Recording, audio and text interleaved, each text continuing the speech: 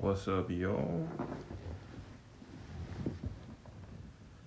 Man, I had some technical difficulties there. I look a little sleepy, man. But shalom to you guys. I feel like I haven't done a study in a while, but I am grateful to be doing a study right now. Um, you guys will like this one. I hope you guys like the other ones, of course, but you guys will enjoy this one today. I promise you. But we'll get started in about 30 seconds.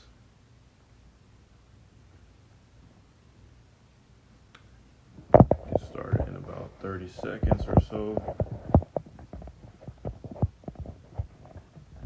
Shalom. I do live in the Americas. Haven't seen it typed that way in a while.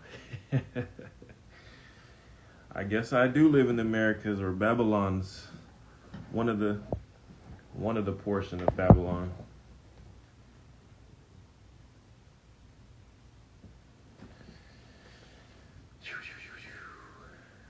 If you need to get some snacks, definitely do so.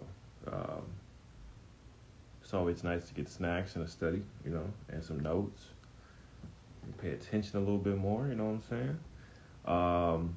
I did put a link on the story for you guys to click and be able to read. Alongside. As you guys know, obviously, you don't want to just trust that I'm reading the right thing. So please read alongside me as well. I will be reading, of course, every chapter. We're only doing 1 through 11 today. And I might skim a little bit through a couple chapters, but typically I'm gonna hit on usually every chapter today. I'll put the notes on there, of course, as usual. And yeah, we'll go ahead and get started in about 15 seconds. Americas and Babylon.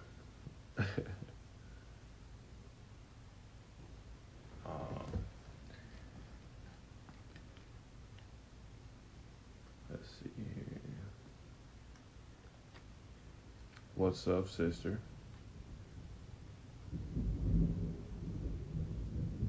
Where did the thunder come from?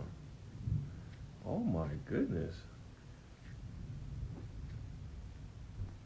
My brother Darius reaches out to you. Oh, awesome. Okay. Yeah, Darius is awesome. Yeah, that's a cool brother right there. Awesome. It's amazing being able to meet so many awesome brothers and sisters. I mean, being in this community and doing what I do, with teaching the word and sharing the word, you're gonna run into strife here and there. That's just what it is. But I never go about any of this stuff in a arrogant way, and I think the Most High, He's allowed me to meet some high character people that also have the same spirit and meekness, and truly trying to strive to be great in the Most High. So I can attest, Brother Darius is a brother that definitely, I can definitely feel his spirit and meekness and things of that nature. And yeah, so you are in good company, sister, and I would assume that you guys would all share the same spirit as well. But yeah, man, it's been awesome. It's been awesome being able to share and be able to connect with these brothers and sisters. It's been awesome. So all the enemies created, hey, you you got the rogue one, because I'm not gonna hate you. I'm not gonna hate you like you hate me. That's all good. But I appreciate it, sister. I actually, so it was really sunny out here. And now all of a sudden it's thundering and raining. I have no idea why. It's crazy right now. So I need to close this window or close this shade because lightning be striking through windows out here. So apologize for and it's going crazy out here. Oh my goodness. Okay, give me 1 second, y'all. Wow. This is crazy. Oh my God.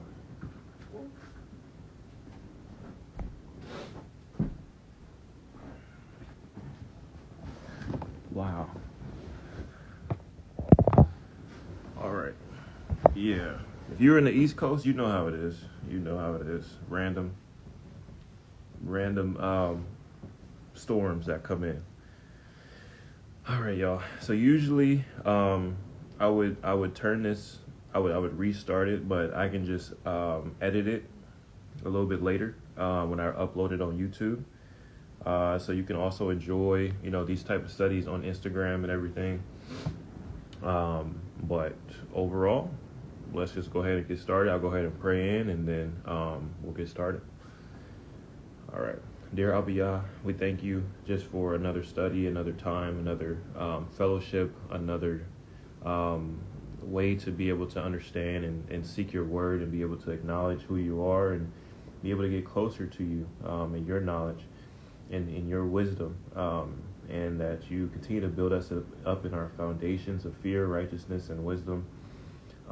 We ask that today's study that you allow these things, these precepts, to be able to continue to dwell in our muscle fibers, in our brain, in our hearts, in our spirit, and we just ask that you continue to, if anyone comes to these studies, that they see you first and foremost, Abiyah, and that you remove me completely out of the way, that everything is for you and your glory and for us to get closer to you first and foremost, Abiyah. And I ask that you continue to allow me to speak to brothers and sisters of like spirit, and even if some that may not be in like spirit may either join or may be watching the studies, that you help their hearts remove the spirit of pride and error and things of that nature from them, that they may be able to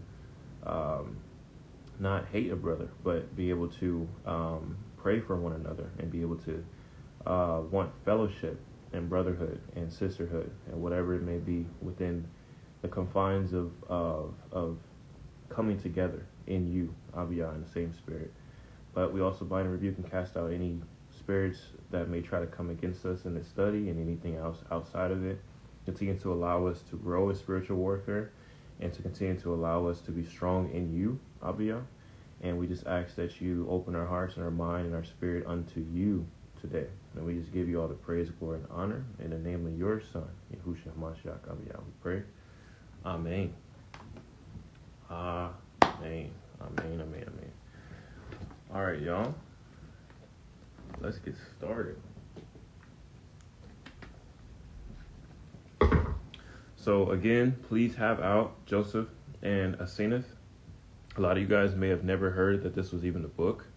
And one thing that I've been loving and just thanking the Most High, he's been allowing me to reveal a lot of these books that you guys may have never heard. Now, what I love to do, I actually spend time with the book. So I've spent time with this book for about like 2 to 3 weeks. On my lunch break, I would read it and I would underline, I would take my time, and that's just like what I do. I kind of bond, obviously I bond with the scriptures, I bond with the book, especially if I haven't read it before. And this one actually just dropped out of nowhere. Essentially, I was going to do the other portion of the Commandments Amplified Adam, but I just follow the Spirit. Whatever the Spirit wants me to do and how he wants me to, bring out certain topics, that's what I do. So with this, spend time with it, and it's an awesome book. Very has some precepts in it that's just amazing for us to have, and it's been, it's one of the apocrypha books, obviously. And with any book that you read, always be open to trying to, figure out what it's talking about. But scripture connections, always. That's always the foundations. If you can connect different scriptures with different scriptures in there, and you have like a multitude of it, then, you have more validity to the book that you're reading. A lot of people like to throw out books when they see certain discrepancies. Everything is going to have a certain type of discrepancy. There's nothing that's going to be perfect. For example, if you go look it up yourself, you'll see in the book of Chronicles, like Chronicles, it's supposed to be like a timeline type of book, right? Even the book of Chronicles has some type of discrepancies with dates and names and times and things like that. And obviously where we're trying to, all of us try to get like a certain translation, whether it's a Sefer or whatever it may be, to try to, get as close as possible to the original scriptures. We're never really going to have the original scriptures on hand. That's why we get so many multiple translations and try to compare, contrast, and see what the differences is to get the wisdom out of it, right? So we just try to, you do your best that you can when you study to show yourself approved as a workman, right? You're working, and how it's actually, if you look up the scripture and you detail it and you pull it apart, it's like a surgeon, right? You're trying to be a surgeon with the scriptures and make sure you're understanding it correctly. But that's not just what your own mind is supposed to be, with the spirit of the Most High, right? So, so this book is very awesome. And we're only going to do chapters 1 through 11 because if I tried to do this whole book, we would be here for 5 hours. And I don't have that type of time today. Usually I would, but I'm just kidding. But actually, I'm not kidding. Y'all know how it is with the studies. So let me read like a small summary about it, and then we'll just keep going. So it says, Joseph and Asenath is an embellished account of Joseph's relationship with Asenath, the daughter of the Egyptian priest of Heliopolis. Joseph's marriage to Asenath, given only a brief mention in Genesis 41, 45 through 50, and 46:20, is hereon turned into a sweeping narrative describing Asenath's conversion to faith in the Most High, or Yahuwah. Her subsequent marriage to Joseph, the birth of Ephraim and Manasseh, and a fanciful plot by Pharaoh's son along with Dan and Gad to kill Joseph. The story is thought to have been written sometime between 200 BC and 200 AD, either as a Jewish midrash with later Christian interpolations or as a Judeo-Christian work from the onset. So a lot of times with these apocrypha books, these scholars, some of the scholars don't even actually believe in the Most High. They're scholars because they went to school for it and they study these different things and they're able to dissect the text. But a lot of times they'll put Judaism or Christian. They'll always try to make these different distinctions, and some of it is valid for why they would do so. But then when you see Judeo-Christian in there, that's just how they label a lot of things, where they'll say, okay, well, this is from the Old Testament, this is from the New Testament. And then even if there's connections to it, they won't say it's scripture, how we would say scripture. They'll say Judeo-Christian or Jewish or this and that, blah, blah, blah, blah, right? So just be careful when you're reading certain things that tell you about the description of a book, because sometimes even if you read the description of the book, you may actually be turned off from reading it. And just because of the fact that that's how they painted whatever you wanted to read, and you're like, oh, no, it's suspect, right? So again, the most natural, foundational way to dissect and connect scripture is just connect the scriptures, like putting scripture webs together, right? Making sure you have as much scriptures as possible to support whatever you're reading. And you do that over time. You don't have to do it all in one sitting, right? You could read something like how I did with Joseph and Asenath. I read the chapters, I read the book, I read chapter by chapter every lunch that I had, and then I would go back and I would add scriptures to whatever I saw. So I would get a good reading so I can enjoy it. You got to enjoy your reading. You don't have to read just because you're trying to catch up to the next person in knowledge or wisdom or whatever it is. Like, enjoy your reading. Sit down and just let the Holy Spirit read to you, That's one thing I really loved about I don't think I'm going to get flagged, pandemic. I really enjoyed that because we were off, we couldn't go anywhere. And I was just reading. I was just reading at night, playing video games or whatever. But I was just enjoying just reading, So you guys have to, if you don't do that already, please do so. Get some quiet time, enjoy your reading, then you can go back and, dissect it. It don't have to be like a specific study every single time. Like like you a librarian that's like trying to use a, whatever magnifying glass to find all the little details, ins and outs, Oh my goodness, enjoy it, I don't know if y'all can actually hear that thunder. It's wild. So the lights may turn off during this study, but I have some data. And if it does turn off, let me start charging my phone now. You guys know I'll always get back on eventually.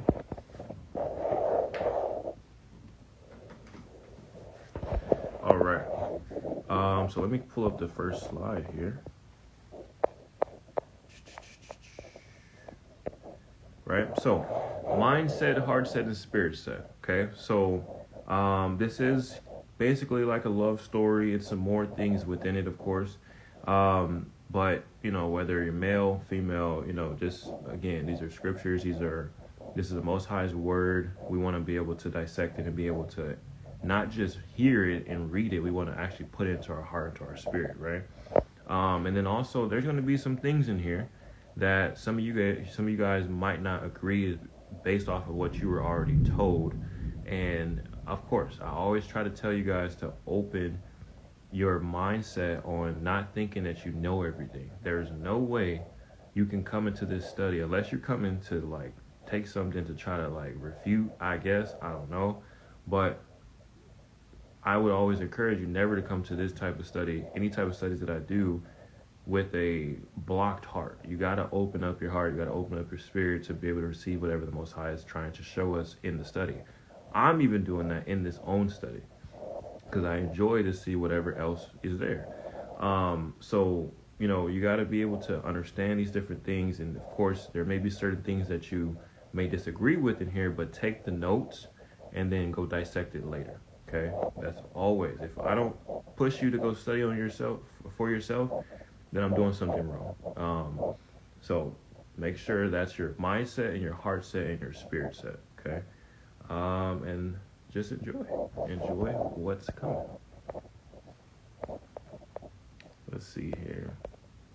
All right, so simple timeline for Joseph. So Joseph is a Hebrew Israelite. He was born from Jacob.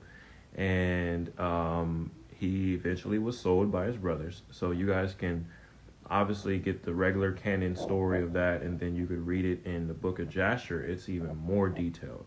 And then he actually has a testament. So he has a written sefer, a letter about his experience when he was sold, when he was going through all these different things, when the Most High also eventually elevated him. But he also has more description, just more wording from in his testament about what he went through with the lustful woman.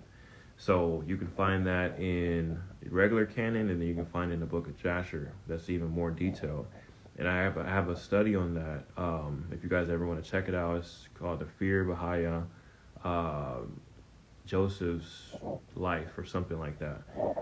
So it's a really good one, but again, that's within his timeline. He's dealing with the lustful woman, and then he's elevated. So he eventually is elevated out of his struggles, out of all the things that he was going through, and he gets to be elevated basically right hand of the Pharaoh. So where you actually find this book is right there in between him being right after him being elevated, and he's basically going through.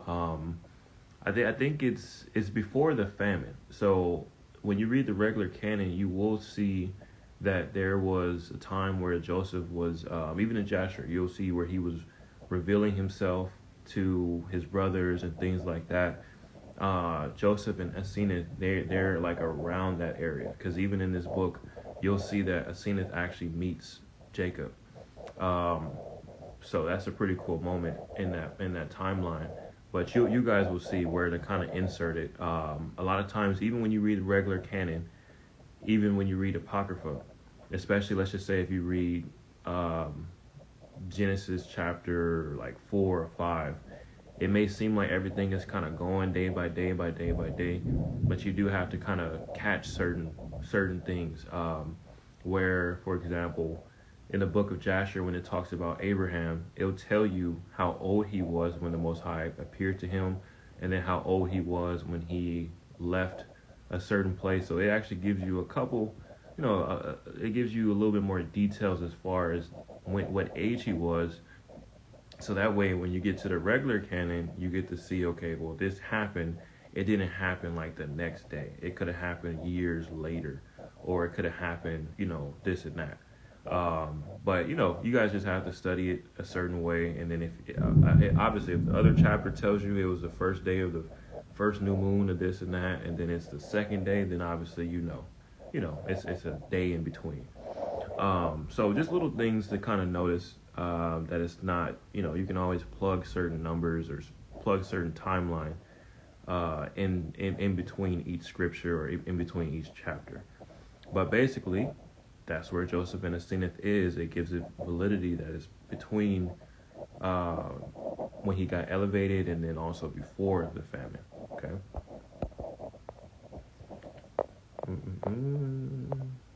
All right. So chapter 1, the lightning been going insane lately. So we're going to read it, and I'm going to stop certain portions to be able to, break certain scriptures down. And without further ado, I'll go ahead and read verse 1. In the first year of plenty, and I'm reading from the LSV, which means it's the literal standard version. So it may be a little different based off of the link that I sent, or based off of whatever you're reading from. But yeah, so in the first year of plenty, in the second month, on the 5th of the month, Pharaoh sent Joseph to go around all the land of Egypt. And in the 4th month of the first year, on the 18th of the month, Joseph came to the borders of Heliopolis, and he was gathering the corn of that country as the sand of the sea. And there was a certain man in the city, Pentephres by name, who was a priest of Heliopolis and a satrap of Pharaoh, and chief of all Pharaoh's satraps and princes. And this man was exceedingly rich and very sage and gentle, and he was also a counselor of Pharaoh, because he was prudent beyond all Pharaoh's princes. So, Heliopolis, if you never heard of that, that was it was a very prominent city in Egypt. I'll read a little bit. I got to show you guys an image too. But it was in ancient Egypt, and it's very interesting. Some of you guys know the connection between Egypt and America and Rome and all of that. You'll see how very interesting it is. But it's one of the oldest cities in ancient Egypt, and of course, you had some type of worship there. It was also called like the Egyptian Ianu or Onu. So O-N-U. It was called the Pillar City. In the regular canon, you'll see that this person, Pentephres, in Genesis 41:45, he's called Potiphera, and it says priest of On. So Heliopolis was also called Onu or Pillar City, and that's basically where you get the On, the O-N. It could be also O-N-U, but that's where you basically get it. And they worship the sun god, okay? And so this is also, when it says Pillar City, let me show you guys an image. This is, it says this is the largest surviving monument from Heliopolis, pictured in 2001. Where have y'all seen that before? So if you don't know what this is, you can research it. Obelisk, okay? These are definitely evil, but these are things that are related to the worship of these other false gods. And obelisk is obviously in Washington, D.C. That's one of the most famous one. And if you actually research it and you get to see an image of it, like in bird's eye view, it's actually a sun clock. It's a sun clock. So the shadow that the sun, the rays that the sun is, beaming on the obelisk, the shadow will hit certain numbers throughout the day, because if you understand just a little bit, even of the luminaries, that the sun and the moon are moving. They have a certain path that they go through throughout the whole entire year. So the way that it does for a daily, you can even do this with a stick method. But to see the shadow moving, throughout the day, because the sun is moving throughout the day, obviously, in the sky based off of the time. So if it's 8 o'clock versus 8 a.m. versus 12 p.m., you'll see that shadow move. Okay. But this is one of the reasons for an obelisk, but it was definitely sun worship and worship for their false gods. And then let me see here. I have another one. Nope, that is not the one there. Definitely not the one. Yeah, so it was a city of the sun. Okay, major city of ancient Egypt. All right. And let's see here. One of the oldest cities. They had a temple in there, of course. The major surviving remnant of Heliopolis is the obelisk of the temple of Ra-Atum, erected by Sunret. So that's one of the pharaohs that they have named within history, and it's one of the oldest surviving obelisks in the world. Okay, and then it says the two smaller obelisks called Cleopatra's Needles are in London and New York. They also came from Heliopolis. Trash. It is nuts, but yes, that's just what it is. It's unfortunate, but that's why earlier, sister, when I was saying the Babylon, you see, it's always connected, and you see ancient Egypt, it's always connected. All right, so a priest. If you don't know what a priest is, very simple. It's just someone who is going to be a part of a certain service that does the service of whatever, God or whatever religious sect that they're going to be a part of, right? So for biblical times, obviously, with the Levitical priests, you can look up research into that and research how they were to take care of the temple, how they were to teach people, et cetera, okay? So one thing we've also talked about in one of the other studies is that Flaminus Majoralis is related to the Pontifex Maximus, okay? Sun priest. And it actually tells you that. Go research it. The way that the priesthood is set up for the sun worship still to this day is connected to the Pontifex Maximus, okay?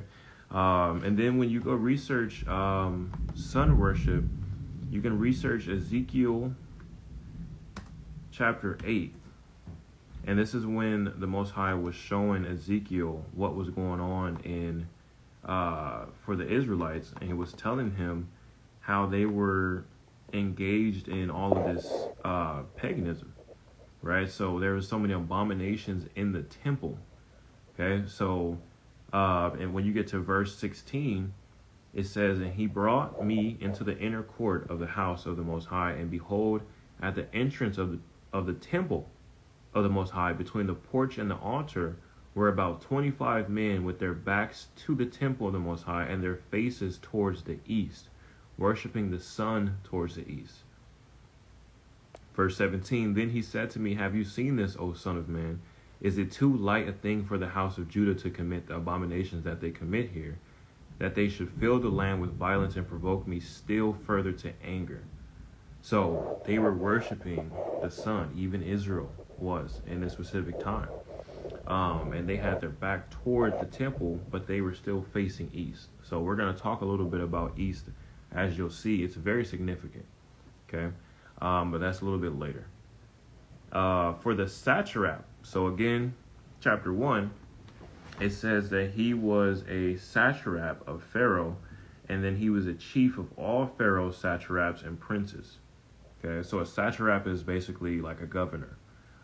It's obviously lower than a pharaoh. Based off, I forgot what chapter it is in Jasher, but it'll tell you a little bit more about why Pharaoh was actually even named Pharaoh. But it's basically a king, and not all the pharaohs were bad. Some of them actually worshiped the Most High, and some of them obviously didn't. And so just write that down. Just look up the story about Pharaoh in the book of Jasher. I think it's a very good read. But Pentephres, the priest of Heliopolis, was a governor, and it could have been just over, a certain area, but he also was a governor over the other satraps and princes. This is a very good concept to also understand. Something just like Moses. I don't know if you guys remember whatever chapter it was where Moses's dad-in-law came one day and was like, what's going on with you? And Moses is like, wow, I'm dealing with all this stuff, and it's too much for me to handle for all these different problems and situations in Israel. And the dad-in-law is like, why don't you set people under you that are leaders that can handle the little things and you handle the bigger problems. So that way you're not doing it by yourself. Okay, so this is a very, very good concept when you think about and understanding how the Father works. The Father doesn't just do every single thing. There would be no reason for even us, but also for the angels, for things like that, right? So he has different people in position, including his son, in the way where his son is able to delegate and be able to put different things towards different situations because of the job that he has to also do. So the Son has a role, the Holy Spirit has a role, all the angels have roles, all the people that were in the path of righteousness before us have their roles, even the evil people have their roles. Obviously the fallen angels. So all of this has been basically, like I've talked about, like a movie. Like there's a plot to all of this. But it's just a very good concept to make sure you guys be able to look into as well. That it's a way that the Most High has things, and that's why you do see elders mentioned in Book of Revelation. I think it was like I think it starts at like chapter 5, maybe Revelation 5 or 6, where John is talking to one of the elders, but he also sees the elders. So you would know, obviously Enoch is in there. David, even we've seen in some other studies, and even any other stories highlights that I've put out, Abel, Adam, it's a lot of different people who are very prominent to our walk and who've participated in our walk and obviously done what they've done to be able to pass down information for us to be able to learn today. It's very significant for them to be elders. But yeah, so it's just something to take into consideration. So again, going back to Pentephres, he was a very rich sage. He was a rich guy. He was a sage, so very wise, and just things that he spoke of was just wise, and obviously he has experience with different things, and he was obviously a little older, and he was also very gentle. Okay. And he was also a counselor. He was the most prudent among Pharaoh's princes. So he was the most one that was able to be careful of certain things, not just speaking out of his mouth or from his emotions. And, he was watching over different things, making sure he was still abiding in gentleness, abiding in this and that. And it's very interesting. We're going to also see when it comes down to how he speaks about Joseph. So, all right. So we are going to go back to chapter 1, verse 3. And he had a virgin daughter by name Asenath, of 18 years old, tall and lovely and exceedingly beautiful to behold, beyond every virgin on the earth. Now Asenath herself bore no likeness to the daughters of the Egyptians, but was in all things like the daughters of the Hebrews, being tall as Sarah, and lovely as Rebekah, and beautiful as Rachel. And the frame of her beauty spread abroad into all that land, into the ends of the world, so that by reason of this all the sons of the princes and the satraps desired to woo her. Moreover, and the sons of the kings also, all young men and mighty, and there was a great strife among them because of her, and they strove to fight against one another. And Pharaoh's firstborn son also heard about her, and he continued entreating his father to give her to him, to be his wife, and saying to him, Give me, father, Asenath, the daughter of Pentephres, the first man of Heliopolis, to be my wife.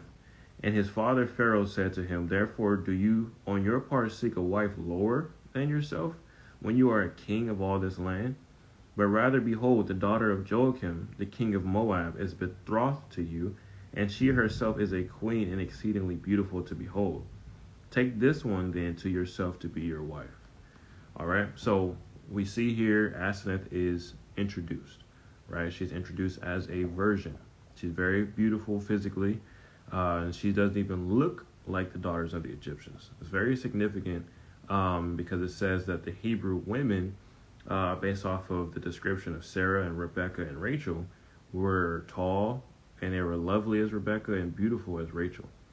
Okay, so you can take that how you want and find different scriptures of it, but there's not a lot of descriptions, especially for the women, less outside of them being beautiful or whatever.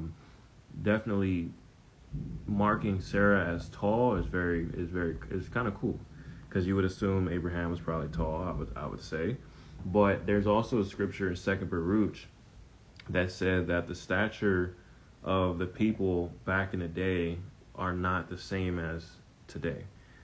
We essentially are less stature physically than they were, and especially if you think about it, they were living to about 800, 900, and the Most High would decrease their years over time to where we can only get to 120, if that. Our crazy enough, there is a scripture about this too. It says that more than anything, most men would get to 70, 75 maybe. But that's the median range of how old people live to, male and female, is usually around the 70s and 80s, if that. Just how it is. So you're looking at the stature of these people way back in the day, living to an 800, 900, whatever. Even Moses got to 120, so you look at, obviously beforehand, you get to see the ages, and you just see there's just a different stature of these people. And it's an awesome thing to kind of look at. So yes, Sarah was tall according to this book. And Asenath was connected to looking like a Hebrew woman. She didn't look like the Egyptians. All right. And there was much strife over her. Okay, so if you ever seen the movie Troy, that's one of my favorite movies ever. This is not a what's it called? Me encouraging y'all to go watch it. All right. But if you're not all super uptight, then it's a good movie. It's a solid movie. You got Achilles in there. It's a pretty solid movie. But they were fighting over the woman. That's essentially what I think what started the war, was this fight over the woman, and the woman wanted to be, or the guy from another country or something like that wanted someone, Troy or whatever. It was basically about the wife. They wanted to wife up one of the women, and they were fighting over something like that. Something like that, y'all. But that was the movie Troy. So you can kind of get more of a visual of what that situation was with Asenath, in a sense. And then Pharaoh's son actually wants to marry her, but Pharaoh is like, no, she's a lower rank than you. You should get someone that's higher rank. And that says a lot for Asenath to be the way that she is and what she holds. That says a lot, Let's see here. And yeah, so that's pretty much chapter 1 there, y'all. And of course, please reread all this stuff. This is just a good introduction to this book, and study. It's a study pal, if you will say, to be able to have with you, so that way you'll be able to go back and look at it. And then sister said, I think it's because they walk long distances and ate less. Something like that, yeah. The thing is, so basically it's going to talk about Jacob in this book. It's going to talk about how stout he was. He was like massive, right? And there's some massive people out here, right? You see like the world's strongest man competition. You can look at some massive dudes, even a lot of the women who they'll throw that little thing and they'll toss it or whatever, and they'll be screaming and all that. So there's been some very stout people, but essentially they were a little taller back then because of the DNA, the way that things were back then. It was a lot different. And then as you get to now in the second Baruch, it actually says because of the diseases, because of all these different things, we're actually losing stature because of how evil this world is. So it's a lot more than the it's a lot of things that takes into account. I'll also tell you that when Adam sinned, that's when it started the decaying process of so much. So that's why we do need a savior to return here, because of the fact that if the way that it's already going right now, it's going to be wraps for everybody if the Most High doesn't step in, So just wanted to make sure I put that in there as well. Yep, Jasher, mighty people, even the Israelites, right? You got Simeon and all that. It connects to how Judas Maccabees was, but you see way back in Israel, the actual patriarchs, when they would go to war, they were powerful.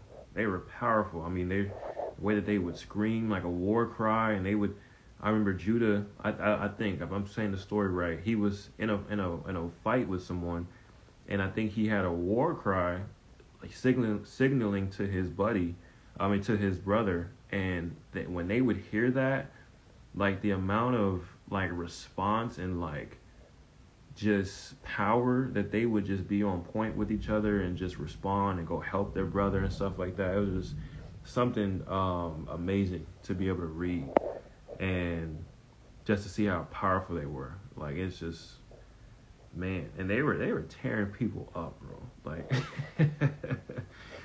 there was not no just one-on-ones. It's like slaughtering people, slaughtering folks. Even David had a separate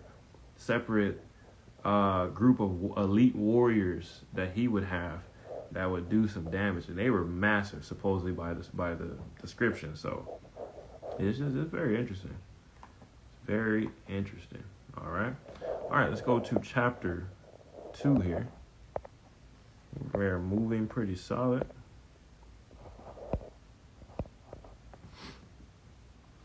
Chapter 2. It says, But Asenath sat at nothing and scorned every man, being boastful and haughty, and a man that had never seen her, inasmuch as Pentephres had in his house an adjoining tower, great and exceedingly high, and above the tower was a loft containing 10 chambers. So what it means to adjoin is like right beside it. So imagine like you got your house, and imagine a tower that's right above it. So obviously from the main house you can get up into that tower, go upstairs, but it was pretty high, and that's where Asenath was living. That was her main chambers. And the first chamber was great and very lovely, and paved with purple stones and walls thereof, and her face was precious and multicolored stones. So I'm going to read, I'm going to kind of, actually no, I can keep going. Verse 3, And within the chamber gods of the Egyptians, whereof was no number, gold and silver were fixed, and Asenath worshipped all of these. And she feared them, and she performed sacrifices to them every day.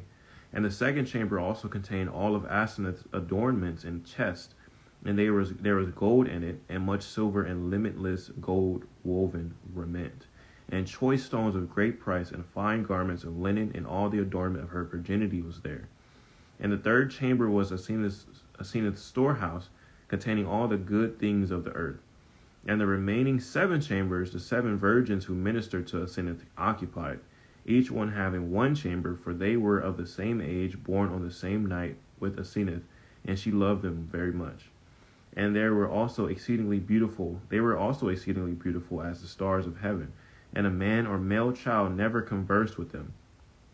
Now Asenath's great chamber, where her virginity was fostered, had 3 windows. Okay, so I want to stop here just for a little bit and kind of speak on a few things. So we see that she was physically beautiful, right? Already presented in chapter 1, and then also You see in chapter 2, she was boastful and haughty, okay? Arrogant, very prideful, conceited. And she lived in an adjoining tower, and she feared the Egyptian gods, and she sacrificed to them. So one thing I want to make sure I bring up too, another precept. A lot of people don't realize, there's a lot of hate about the Gentiles and things like that. A lot of super pro Israel people that's always like, it's only for Israel, only for Israel. Like they literally skip over so many scriptures on purpose because they have hate in their own hearts. So you go to Ezekiel chapter 3, and you go to, this is when Ezekiel is told to speak to the house of Israel, okay? It says verse 4 in chapter 3 of Ezekiel. It says that he said to me, Son of man, go to the house of Israel and speak my words to them. For you are not sent to a people of foreign speech and a hard language, but to the house of Israel. Not to many peoples of foreign speech and a hard language, whose words you cannot understand. Surely if I sent you to such, they would listen to you. But the house of Israel will not be willing to listen to you, for they are not willing to listen to me, because all the house of Israel have a hard forehead and a stubborn heart. That says a whole lot, okay? Understanding that you guys can also read Acts 15, and you understand, different portions of the sojourner. I'm going to talk about that here and there, of the sojourner, things like that. It wasn't just Israel that even came out of Egypt. There were sojourners, obviously Egyptians, who also came out with them, right? So all these different things, people have all this hate in their heart to sit there and say it was only Israel. You're missing a bunch of scriptures on purpose. You're speaking blasphemy, because you're actually ignoring all of the stuff that's actually for Gentiles, for Israel. Like it's a connection there. So the reason why I'm bringing this up is because you do see Asenath, she does have some fear of her Egyptian gods. So the way that everybody outside of Israel, because you do remember Enoch, Enoch is written, there's things that happens before Abraham, obviously. So the way that you see with Israel, obviously, is very set apart from the whole world, from all the other nations. But you notice that even the other nations, they have a certain way that they would serve their gods too. They had fear. They had they also had their foundations with wisdom and righteousness. They had their own laws of righteousness, own laws of wisdom. So essentially, when it's saying in Ezekiel chapter 3 that if the Most High would have sent Ezekiel to them, they would have actually listened, because they were already in the process of understanding the foundations even more than Israel was, because they weren't actually hard-hearted. And you will actually find that a lot in Scripture, even to the point where you do see in Romans chapter 9 through 11, Paul makes sure that the other nations understand that they're grafted in, don't get too arrogant, etc., where you literally see the churches that have been out for so long, they'll sit there and say, well, the new church is Israel, and that's false. Because they get so high-minded to what they received in freedom of following the Most High and following His commandments and things like that. You guys know, but they still get high-minded. So the way that other nations were already set up, they also had a certain ways that we have, but our ways are in the Most High are just set apart.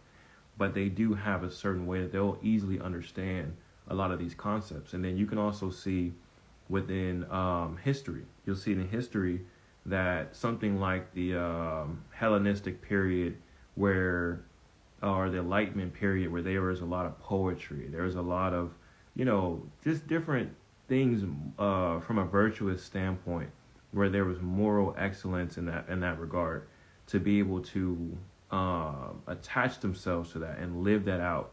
Those are concepts and precepts that you'll find in the Word that are set apart, obviously in the way that the Most High wants us to see it, but they also see things, they're able to see things in a different way than Israel was initially, because of their lack of wisdom, because of their hard-heartedness, because of their hard head, as it says in Ezekiel chapter 3, verse 5 through 6. So it's just something to kind of show, because you'll see what happens to Asenath when she's this way that we're talking, and we see who she is, and then she's going to completely change. Okay.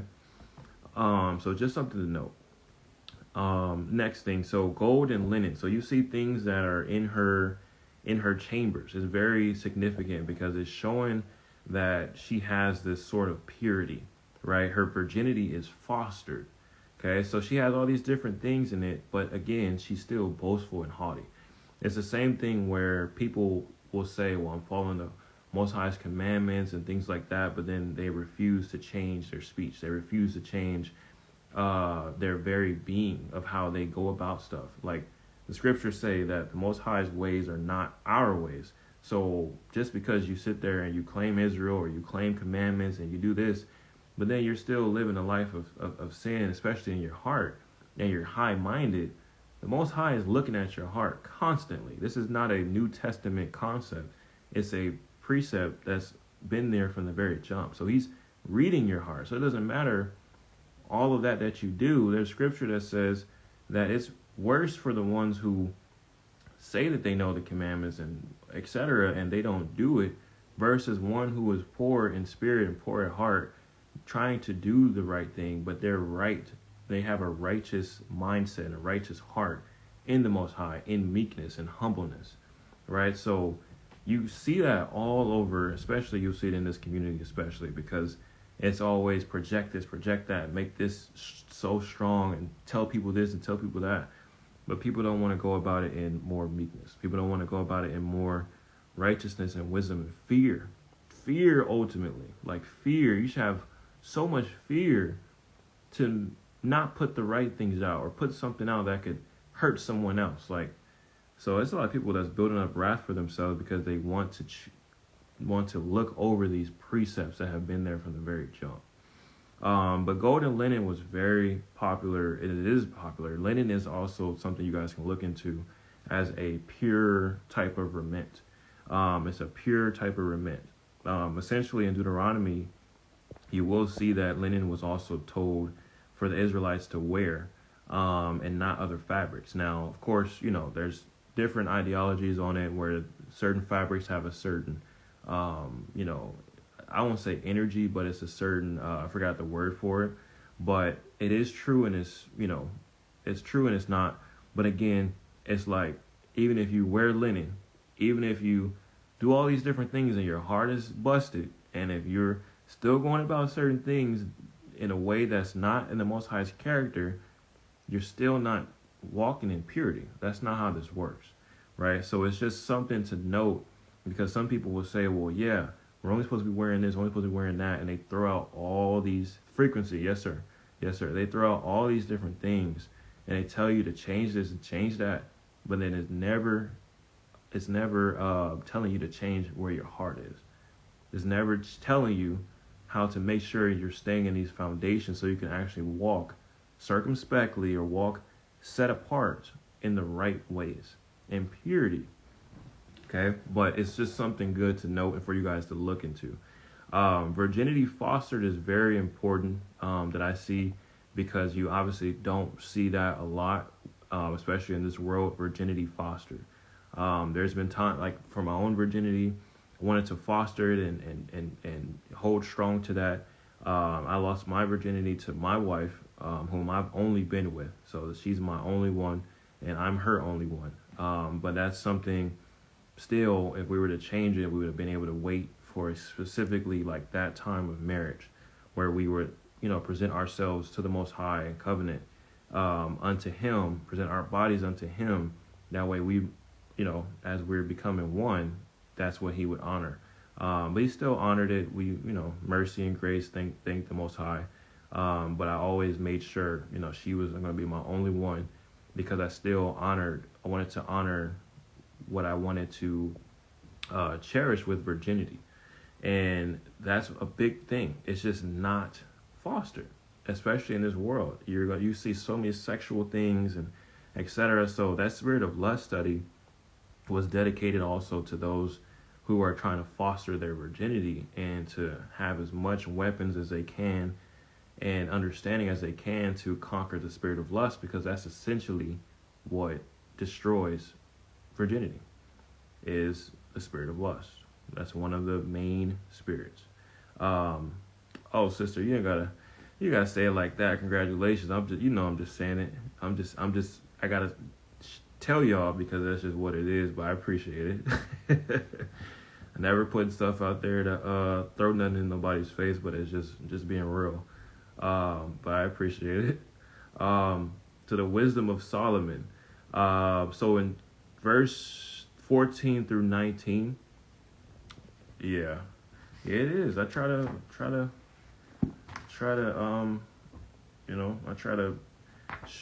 to tell brothers and sisters and even the youth, but it's just hard because it's so much more than just sitting there saying, wait till marriage, stay pure, but you don't understand it. You can't keep something pure if you truly don't have it in your heart and actually fight for that. You can't. I have a sister. If you're watching, you don't have to say it's you, but there's a sister. She's a virgin, and she's on her way to being married, and I'm counseling this couple. And the male, he's new in the faith, and he's growing, and Most High is really showing him some things. So it's a beautiful setting for them. But he has to understand that he has to foster her virginity. He can't, they both can't be put in a situation where sexual things happen, but that's the point of counseling, point of just revealing certain things that they're going through. But specifically, in this process to marriage, her virginity is being fostered. So, it's just something, it's awesome. It's a lot of things, y'all, that it's a lot of things the Most High wanted for us to try to keep as pure as possible. And we can still do this stuff. We can still do it, but we gotta actually want it, and actually, love it. It's possible. That's why He's coming for those who are worshiping in spirit and in truth. You can't just get knowledge from this word and just say, well, I know all this stuff, or whatever. Knowledge means intimate closeness to the Most High about what you know about Him, about His instructions. You have to be intimate. Keep it in your heart, So Wisdom of Solomon, chapter 3, 14 through 19, it talks about the eunuch. So essentially the eunuch and virgins are basically connected, okay? And that's in purity of it, okay? So I'll go ahead and just read a little bit of that. I probably was not expecting none of this stuff in this book to be broken down. It's always amazing stuff. It's always something we can pull, these precepts. All right, so the book of Wisdom, Wisdom of Solomon, chapter 3, 14 through 19, it says, so is the eunuch which has done no lawless deeds with his hands, nor imagined wicked things against the Most High, for a precious gift will be given to him for his faithfulness, a special favor and a delightful inheritance in the Most High sanctuary. For good labors have fruit of great renown. The root of understanding cannot fail, but children of adulterers will not come to maturity. The seed of an unlawful bed will vanish away. For if they live long, they will not be esteemed, and in the end their old age will be without honor. If they die quickly, they will have no hope for consolation in the day of the decision, for the end of an unrighteous generation is always grievous. So the unlawful bed is also called wedlock, okay? So the reason why I'm reading this, again, is connected to the virgins, because they didn't imagine wicked things in there against the Most High, like in their hearts and their mind, which means obviously sexual things. Like eunuch typically, and you guys can correct me if I'm wrong, eunuch typically has been castrated, if I believe, which means they don't have any genitals. And or if they haven't been, then they've dedicated themselves to total virginity forever. They don't have any wives, nothing of that nature. It's just simply them, the Most High, in service unto Him. But a eunuch is typically, it's typically someone who is castrated, I believe. Somebody can comment and let me know if that's correct. But also in Sirach chapter 1, it says the root, chapter 1, it says the root. Verse 16, the fear of the Most High is the fullness of wisdom, and the fear of the Most High is the crown of wisdom, and the fear of the Most High is the root of wisdom. So that's chapter 1. So what it's telling you here is that because of the eunuch and his ways that he was living unto the Most High with his understanding that was connected to wisdom, and that he truly feared in the Most High, that he is going to be able to receive a reward for that. Okay, so someone said that's correct. So so you get a special reward, and there is a scripture, I can never remember it, but there is a scripture, it may be in Enoch or Second Baruch, but it does say there's a reward for the virgins. So some people think that you're supposed to lose your virginity, or I have to have pleasure, or I have to do this. No, like this is, they don't have to be that, like, at all. So there are rewards for certain people that have done certain things. And so that's why when you read Matthew chapter 5, when it tells you the Beatitudes, blessed are those who are merciful because they'll be able to do this, or blessed are the peacemakers because they'll be able to do this. That stuff is real, okay? That stuff is very, very real. And then wedlock. So yes, it does say that the children of people who have been born in wedlock will not come to the truth. I'm a product I'm a child born out of wedlock.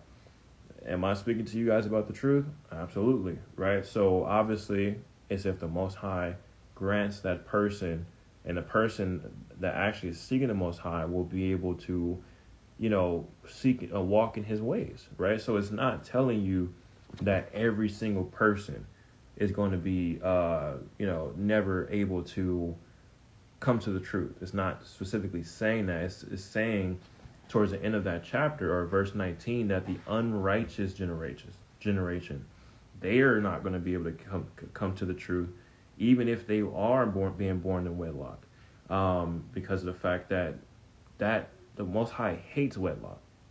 He hates it. He hates a marriage bed that's that's defiled. Okay, and that's in Hebrews 13:4, where it says a marriage bed undefiled. So he hates that because of the fact that marriage is sacred. It's a very beautiful, sacred thing unto him, and that also committing adultery, committing fornication, those things obviously he hates. So essentially, with the unrighteous generation, those things would continuously happen like that, especially because the Most High's word isn't glorified to what it is. His standards, His law, His Torah isn't the top for this world. So in contrast to unrighteous generation, you see Enoch chapter 1, right off the back, he tells you who he's writing that sefer for, who he's writing that book for. He's writing it to the generation that is righteous. And he says, for the future generation that's righteous, that's going to go through Jacob's trouble. Which means that everything, like, it's not to say like 1800 and 1900. I can't pinpoint what it is, but essentially it connects to when the Most High was writing His word on the tablets of our hearts, right? And then obviously, He knows who He's made, and He knows who's going to receive a certain word or whatever the case is to be able to grow in Him, right? So essentially, everything on this page is dedicated to that. Is to getting us ready to meet Him and to meet His Son when He returns, when the Father sends His Son, and for Him to say, yes, you worshiped in spirit and truth. That's you're the one I'm getting.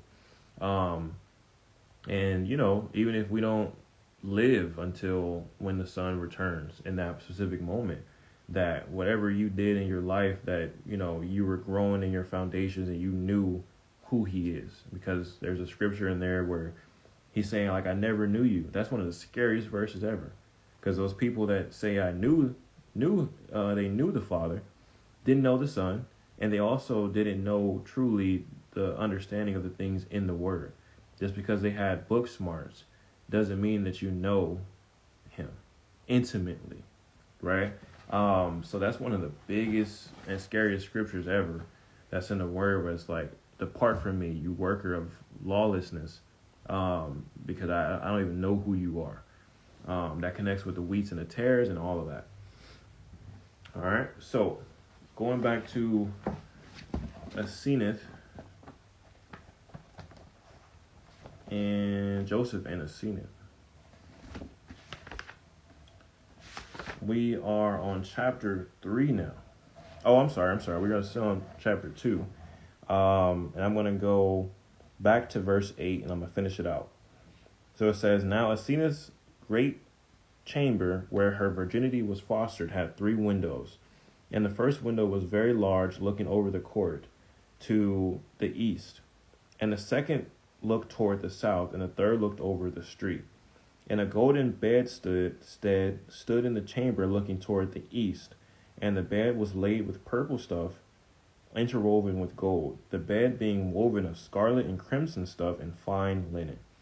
On this bed Asenath slept alone, and never had man or other woman sat thereon.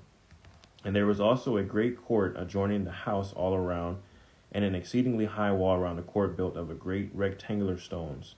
And there were also 4 great gates in the court overlaid with iron, etc., etc. Okay, yeah. So I don't need to finish that part. So yeah, so just explaining the rest of the house, and no one had ever laid on Asenath's bed. Okay. Chapter 3. Chapter 3. All right. This is when it's going to get real fun. All right. So chapter 3. And it came to pass in the first year of the 7 years of plenty, in the 4th month, on the 28th of the month, that Joseph came to the borders of Heliopolis, collecting the corn of that district. Okay, so the 7 years of plenty. So this is before the 7-year famine.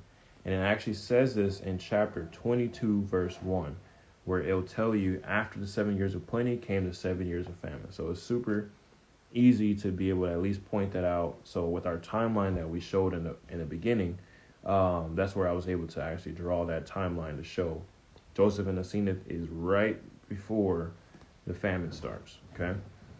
So let me continue. So it says, verse 2, and when Joseph drew near to that city, he sent 12 men before him to Pentephres, the priest of Heliopolis, saying, I will come into you today, because it is the time of noon and of the midday meal, and there is a great heat of the sun, and that I may cool myself under the roof of your house. Okay, so noontide heat. You guys can look this up for yourself. Noontide is there's 2 words that's attached to it. So it's the first one, and then it's a root word that the first word comes from. So it's H6672, Sohar, and H6671, Sahar. So it's kind of interesting. Basically, those words mean, the first one means heat. Okay, it means heat, or it means noontide. It means noon in the middle of the day. Okay, so H6672. And you guys can always look up etymologies in a Blue Letter or whatever other site that you like. And so the Hebrew, the other etymology word, the primitive root is a verb. So it sounds like Sahara Desert, right? Where you already know when you think of Sahara Desert, it's extremely hot. But the root word Sahar, it means to press oil or press out oil or glisten. Okay. It also means to shine, to appear, to come forth, to reveal itself, to be pure. Both come from the idea of shining. Okay, from brightness. All right. So when it's talking about the noon midday meal, and it was a great heat of the sun, if you guys are studying the luminaries, this is what it will look like. Because there's a path of the sun, right? Give me 1 second. There's a path of the sun, and something like this. Okay. So you see on the left side over there on the degrees, there's a certain degree that the sun is going to be up, the moon is going to be up, azimuth, and this is stuff I want to teach you guys later. But essentially, you see the path of the sun. So on another day, it may not be that specific path. The path could either be to the left or it could be to the right. It can move. Okay. But essentially, for this day, you see the sun was going up, and then you guys see that point right there. That point at the top, that's the noontide. You see it's around 12 to 2 o'clock, or 12 to 1. That's noontime meal, okay? It's even easier when you are working 8 hours or 10 hours. Typically, you're going to take your lunch at what time? 12-ish, 1-ish, somewhere around that time. That's a known type of thing because that's in the noontime. It's afternoon, or noontide heat, or it's in the noon of the day. Another thing is another picture of it. You see where it's coming from the east, so it rises in the east and it goes up, and you see at the top of the hill right there, that would be the noontide. It would be the middle of the day. Same thing here. You see, you would be the green. Okay. So you would be the green. So if you were to track the motion of the sun, you guys see how that yellow bar is. It's coming from the east. So it's just turned, but it's just coming from the east on that right side right there. And the sun is going up, up, up. And you see right at the top there, you see 12 o'clock. Between 12 and 1 p.m. it's at the highest point, and then obviously it starts going down. So one thing about this too, in the east where the sun is rising, when it gets to that high point, it's actually said to be in the south. Okay, so in the noon, when it gets to the noon, the sun is somewhere in the south, and then that way it's heading towards the south, and then it starts declining to the west. So that's why when you start seeing, you start looking up where the sun position is, you'll see it's in the northeast, or it'll be in the east, or it'll be south, or it'll say southwest, or it'll say west or northwest. Okay, so these are things you guys can literally download apps for, and just learn and enjoy learning. You guys don't have to just let someone tell you how stuff works just because it sounds great. You guys have to look into it yourself. Okay. So these are practical things that you guys will be able to know. And then you guys can be able to tell what time it is without even looking at your clock, right? You can see where the sun position is and see, okay, well, yeah, it came from that direction in the east, and it's right here a little bit above my head or so in the middle. So it's probably around 12:30, 1 o'clock or so. You guys can actually do that, okay? That's a very good way. Marines do it. People in the ocean, people have done it for thousands of years, okay? So I just want to make sure you guys understood that noontide heat, or noon, the reason why the meal would be noon and why it was so hot in that moment. So it's also interesting, you have the sun being high in the middle of the day, right? And then you have the full moon in the middle of the month. So you can believe whatever you want to believe. Totally fine, y'all. I'm not trying to convince you of anything. You can unfollow. Absolutely. It's all right. But it's very interesting. This was a picture from someone, I forgot who it was, but here I think it's very awesome, where you have, when you get a full moon, the moon is rising in the east, and at the same time the sun is setting on the west. So that way you know it's in a full moon. So it's when it's in the middle of the month, it's interesting that the moon would be in the middle of the month, full, and then the sun is at its highest point every single day at noontide. And you can find scriptures on noontide heat. There's a lot of scriptures in there that's very interesting. Even, for example, Joshua. I don't know if you guys remember when Joshua asked the Most High when at a certain moment to keep the sun up there, or something like that, where that never happened before. It never will, only until later on down the line, so, when the sun returns. But the sun stood still literally in the middle of the sky in the noontide around that 12-1-ish area. And it was just there the whole entire day. Like, it was amazing. But it's just something to kind of note that there are similarities between the sun and the moon, but the sun is always ahead, always ahead. Let's see here. The 6 hour is noon, right? So yes, technically yes, the 6 hour is noon. Because if you're counting from, let's just say, because sometimes the sun will be up around 5, right? Rise around 5. So there's different rising times. So that's for you guys to be able to research. But yes, you're counting from 6 a.m. just regular, and you count, 6 hours. It would be right at that 6 hour of the 12-hour day, quote unquote. Okay. So it's gonna be some luminary stuff in here because it's just what is in this book. It's pretty awesome. So let's continue. I'm gonna go ahead and finish it out, and then I'll go ahead and comment. We are on verse 3. And Pentephres, when he heard these things, rejoiced with exceedingly great joy and said, Blessed be the Most High, Elohim of Joseph, because my master Joseph has thought me worthy. And Pentephres called the overseer of his house and said to him, Hurry and make my house and ready and prepare a great dinner, because Joseph, the mighty one of Elohim, comes to us today. And when Asenath heard that her father and mother had come from the possession of their inheritance, she rejoiced greatly and said, I will go and see my father and mother, because they have come from the possession of our inheritance. For it was the season of harvest. And Asenath hastened into her chamber where her robes lay, and put on a fine linen robe made of crimson stuff and interwoven with gold, and girded herself with a golden girdle, and placed bracelets around her hands.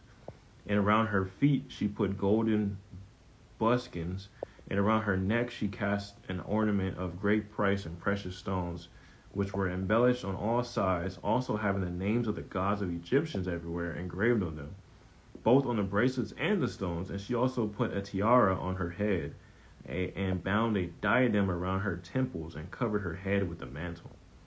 Okay?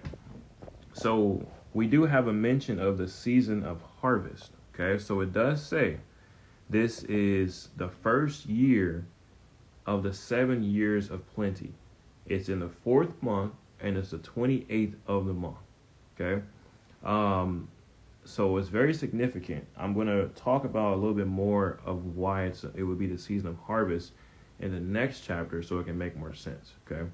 But Pentephres also acknowledged that Joseph praises the Most High Elohim.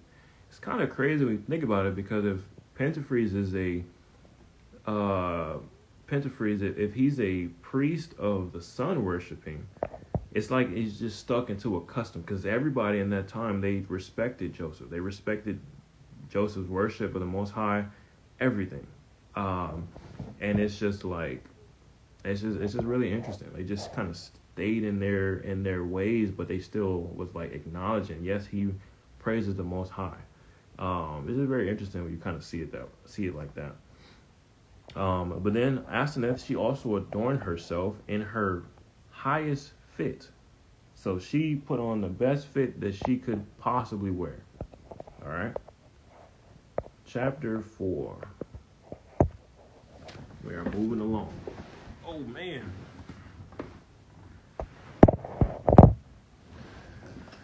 All right.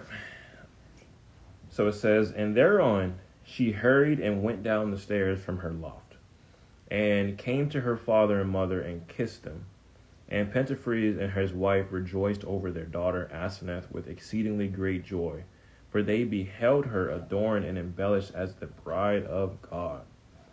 And they brought forth all the good things which they had brought from the possession of their inheritance, and gave them to their daughter. And Asenath rejoiced over all the good things, over the late summer fruit, and the grapes, and the dates, and over the doves, and over the mulberries, and the figs, because they were all fair and pleasant to taste. Okay? So, this is going to be very interesting. Hello? Yep. I think it's okay. I think I'm good.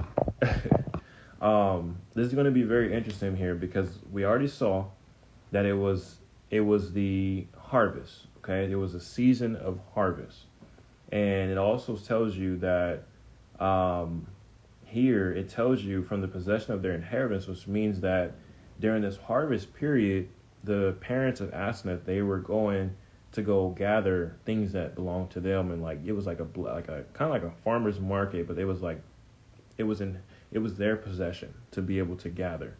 Okay, so when you got 7 years of plenty, it's plenty. That's what it means. It's plenty. All right, and it tells you the type of fruit, the grapes, the dates, but notice it says late summer fruit. Okay, so follow me here. All right. I'm going to read a little bit of this article, okay, called Summer Fruit. All right, Summer Fruit. This is from the Genevan Institute, but I'll read a little bit. You guys can obviously research it more, okay? Let's see here. So it's amazing how many Bible verses refer to summer fruit. In the Old Testament Hebrew text, it's just one word, ka'itz. And it shows that this word occurs 20 times, and it's translated summer fruit about 9 times, and 10 times it's translated as summer. And in most cases, it's speaking of the crops being produced or gathered. In one verse, it's translated as summer house because it's being contrasted with the winter house. All right? Summer fruit is evidence of the Most High's provisions and blessings. That's the season that produces much of our nourishing foods. And let's see here. And it says there was also a negative side to the summer fruit references in the Bible. With the last gathering of the summer fruit, the winter season closed in when the crop production stopped. On the Jewish calendar, summer is the end of the year. The new year starts with Rosh Hashanah, which usually occurs in September on our calendar. Okay, I'm just reading some of the article. The last gathering was often a symbol of an end to blessings, the Most High's coming judgment. It was illustrated that his special care for his rebellious nation was soon to come to an end. Let's see here. And then in the New Testament, Yahushua HaMashiach said to Matthew 24:32, "From the fig tree learn its lesson. As soon as its branch becomes tender and puts out its leaves, you know that summer is near." He was using this seasonal sign to illustrate the soon final end of the Jewish form of the Most High's kingdom, or Hebrew's form of the Most High's kingdom. There will be signs that their last season has come. After that, apostate Israel will face the Most High's judgment with the span of the next generation, etc., etc. So there's a lot of concepts with the summer fruit. Talks about in the biblical principles that it's a time for gathering, caring for the crops, etc. Okay, the harvesting process, the agricultural process for Israel is super important and is overlooked, especially when it comes down to the way that the luminaries works and the way that the feast days also work. Okay, you guys have to do your research. Okay, something will sound so great, but it will leave out so many details if you actually don't go look for it yourself. Okay, so hopefully these things about the luminaries in this study, this first part, will actually help a lot of you guys go, have something to go research, and you'll see exactly what I'm talking about. Okay, so my sister Sarah, she actually, this is her calendar. I mean, not her calendar, her chart that she made. It's a very, very awesome chart. So we're actually going to connect together to be able to talk on a lot of the harvest stuff, because she's awesome with the whole agricultural thing and the planting and things of that nature. But if you see the 4 portions of the year, okay, typically in the first portion, you're going to see the barley, the wheat, and the fig, right? And then the next portion, you see the grapes, the summer fruit, and you actually see the dates, the grapes, and the figs. So she actually made this chart like some years ago. So I asked her to send me it because I wanted to, make sure I show this, because it tells you literally the possessions of the inheritance, which is Asenath, when she's receiving all these like amazing fruits. Now, you guys would be like, man, like she didn't get gold or nothing like that. She already had all that. She was living good.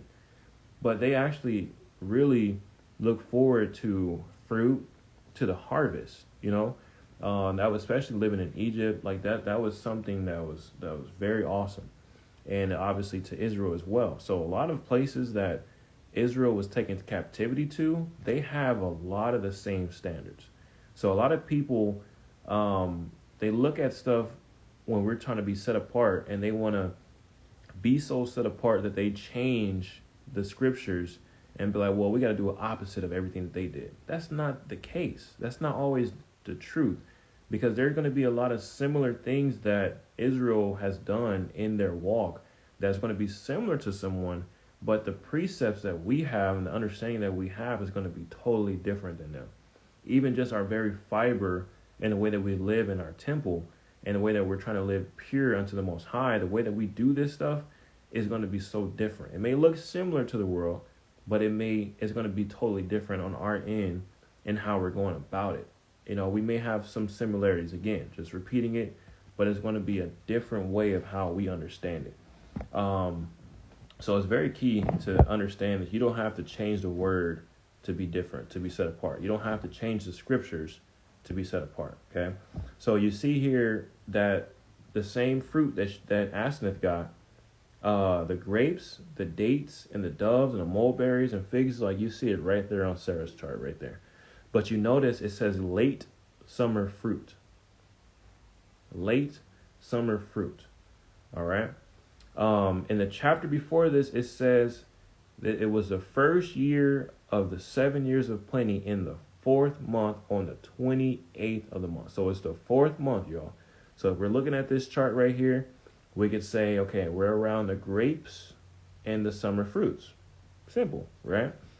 So she was getting the late summer fruits, all right, which meant that there would be the figs would more than likely be there. But I'm gonna try to continue on this thought process so it doesn't get like too confusing. All right. Let me go back to here.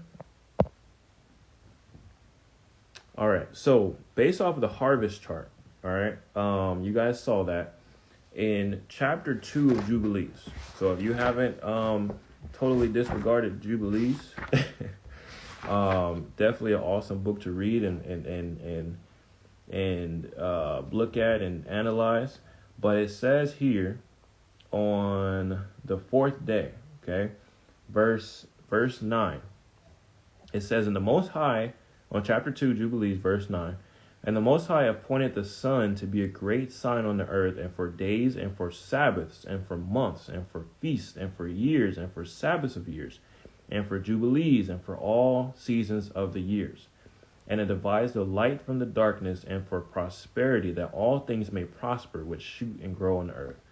So one note, when you look at the sun, a lot of people always like, man, that's bright, blah, blah, but you have to think also, the sun's light is also helping things prosper. It's helping things grow. The moon can't fully do that. And especially the moon is receiving the light of the sun. So now you can have a little bit more appreciation, of the sun. Not worship it, right? But that the Most High created the sun for things to prosper. And then you can also attribute it to the S-O-N sun. Why his light shines in us and through us, right? And fills us with that light. So the reason I'm reading that is because with the sun, you have the understanding that it also is for seasons of the years. The way that the calendar works, it's a lunar solar star system that is explained in Enoch. So you can't just use the moon to dedicate and to create a whole entire system of how you observe the feast days. You have to also observe how the sun is acting or how the sun is moving along with the stars. It's a whole system. It's not just the moon, y'all. And we'll continue here. Enoch actually says about the harvest and the signs in chapter 82. Okay.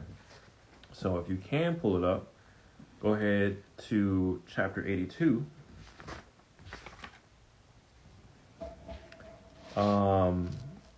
And this is something you guys look into, because I was supposed to do a luminary study. The Most High has really pulled me away from that, to be honest. It just kind of posts here and there when I can, because there's something else There's a reason for it.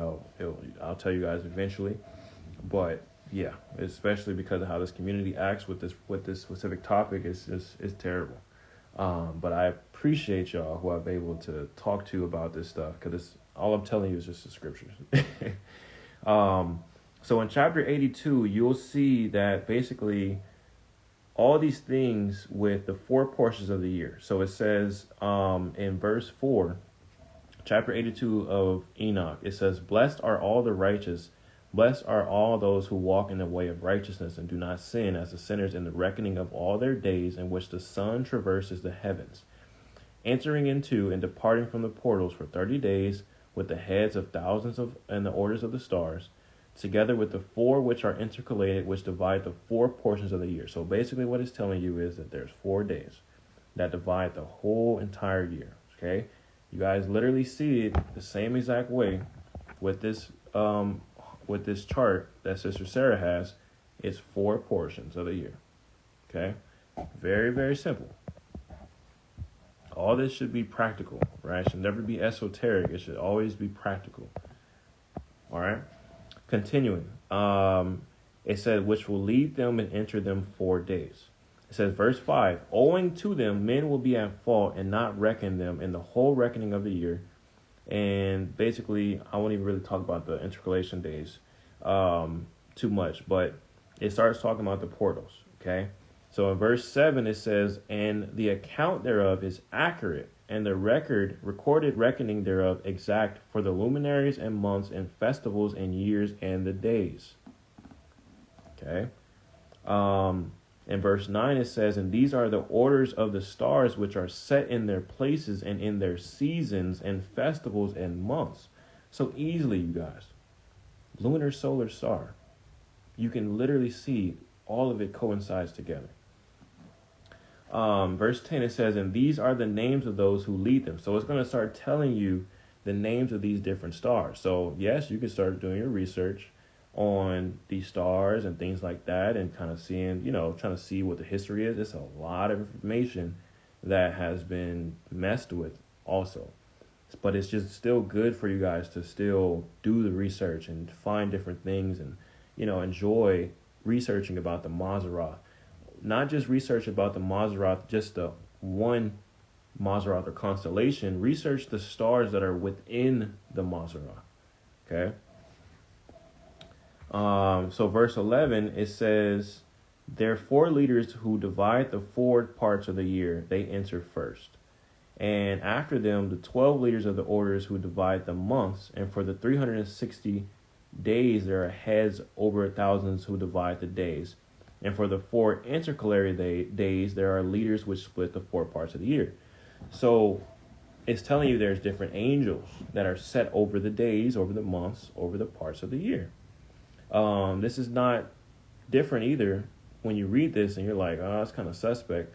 No, earlier in Enoch, it would tell you that there's angels who are over the rain. There's an angel over the sea. There's an angel over the angels over the thunder and the lightning. There's angels for everything. Okay. So it starts telling you which angel is over which. Okay. So it says in verse 15, "In the beginning of the year, Melchijah, which is an angel, rises first and rules, whose name is Tamani and Son. And all the days of his dominion while he bears rule are 91 days." So when you go research in chapter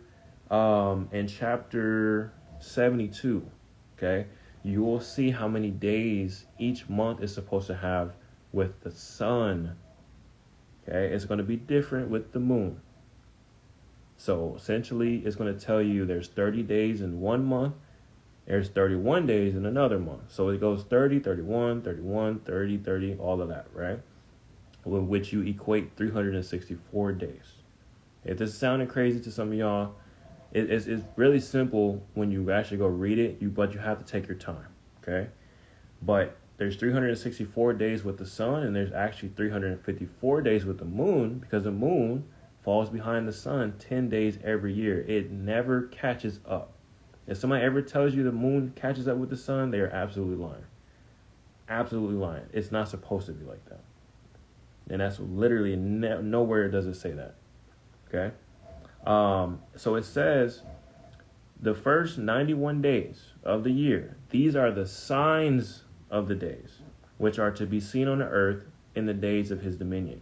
There's going to be sweat, there's going to be heat, stillness, and all the trees are going to bear their fruit. And the leaves are produced on all the trees, and the harvest of wheat, and the rose flowers, and all the flowers which come out in the field, but the trees of the winter season become withered. Okay? So going back to the chart, it's telling you, and this is always how it is. When it starts, the year starts, quote unquote, in spring. So you have the barley, the wheat, and the fig, right? And those are the first 91 days. You can see month 1, month 2, month 3 right there.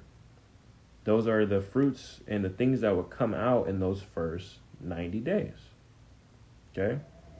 And sister, it says you're gonna have to read it, because what it's gonna do is it's gonna say Melchijal, but it's gonna spell differently than earlier. It's gonna say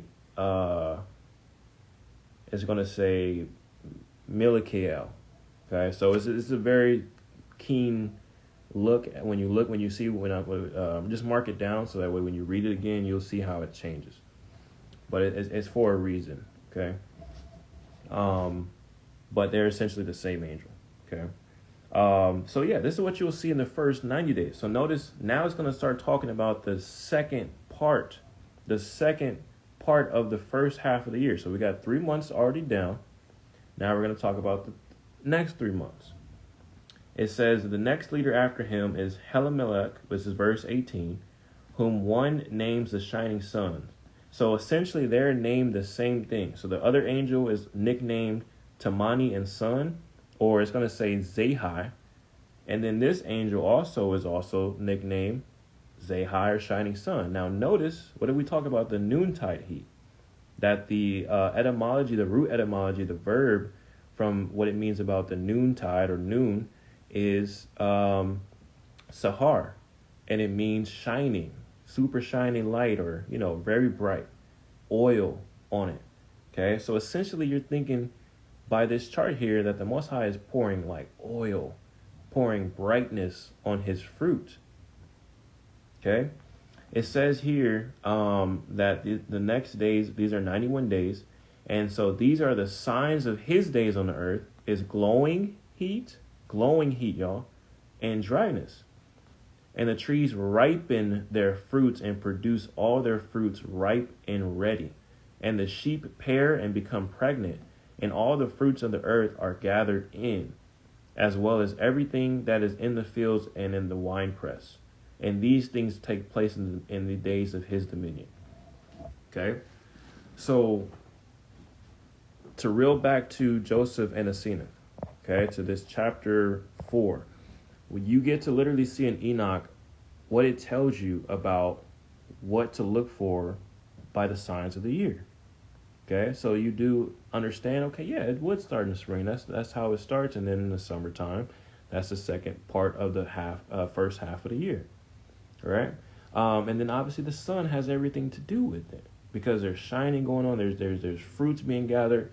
So you notice all of the fruits that Asenath was getting was late summer fruit, but they were all ripe for harvest.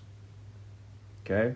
Also in chapter 76 of Enoch, you are going to read about the winds. Okay, so there's winds that are involved in these 12 portals, but they all go out different seasons, different times, and they coincide with how the stars work, with how the sun and the moon work.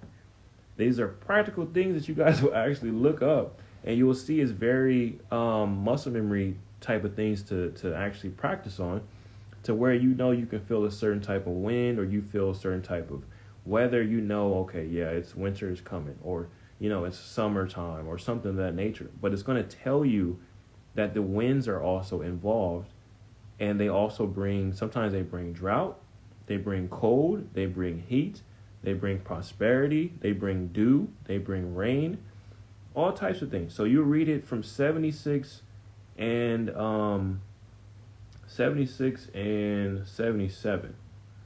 Okay, and also even read 75. Okay, 75. I mean, you got to read everything, y'all. You can't don't let somebody just hold you to one understanding about the luminaries. There's so much more. You guys can even download an app about the winds.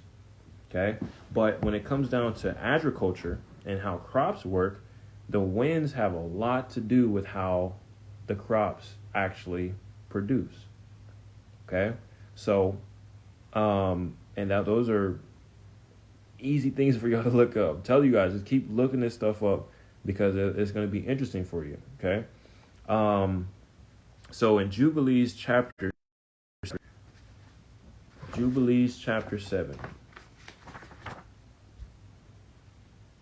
It's going to tell you when Noah actually was already off the ark. Okay, so it's going to say in chapter 7, it says, in the 7th week, in the 1st year thereof, in this Jubilee, Noah planted vines on the mountain on which the ark had rested, named Lubar, one of the Ararat mountains, and they produced fruit in the 4th year. And he guarded their fruit and gathered it in this year in the 7th month.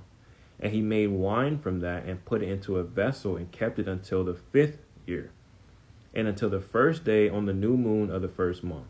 And he celebrated with joy the day of this feast, and he made bird sacrifices, etc., etc. So he rejoiced and drank, and he got drunk, but notice that he gathered the fruit in the 7th month. Okay, and then when he was ready to drink the wine, he kept it for a year, and he ate it, or he drank it on the 1st month. So it was super ripe.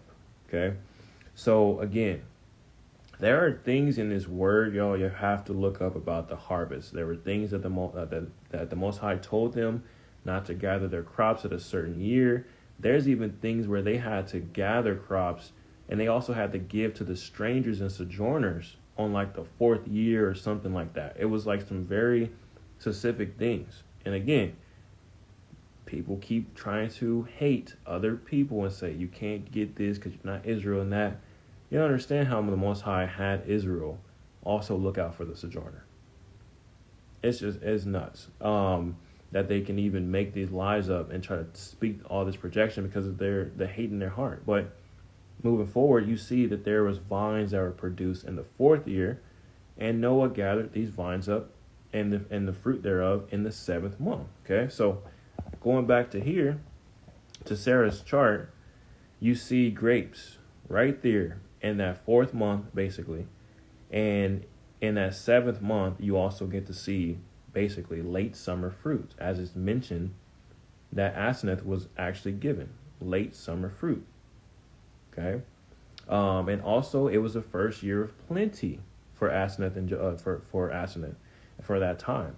So it was like bountiful amount of fruit. Everything was just ripe. It was ready in that season. It was juicy. Imagine eating some juicy apples or grapes and all that stuff. It was just like it was tasting beyond.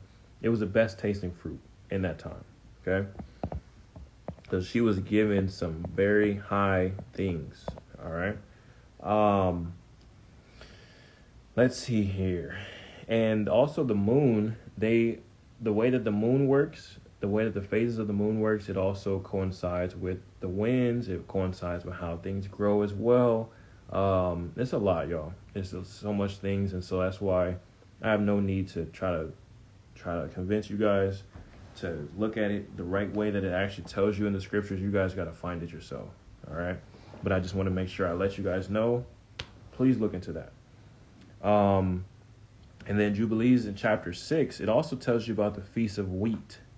Okay, the first fruits. Those are double nature type of feasts. It's for a reason. All right. It's for a reason. And let's see here. Let me show you guys a couple pictures as well. So you do have to kind of turn this wheel a little bit, but you'll see like when it talks about the Jubilee years, notice the harvesting words for olive oil, planting, watering, nourishing, tending, grain harvest, vine. So if you flip it, grain should be more than likely on this side because of how it works, the vines, right? The whole entire year. This is another picture.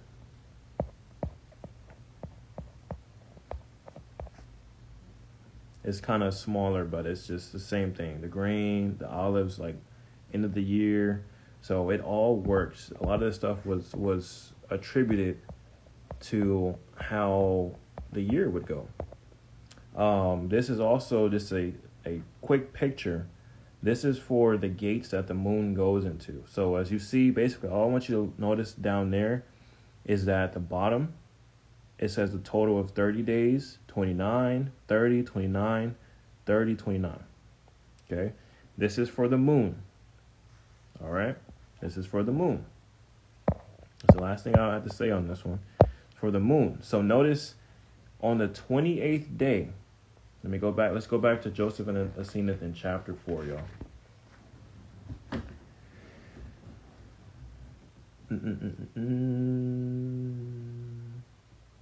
Let's see here. Give me 1 second. Go to chapter 4.1.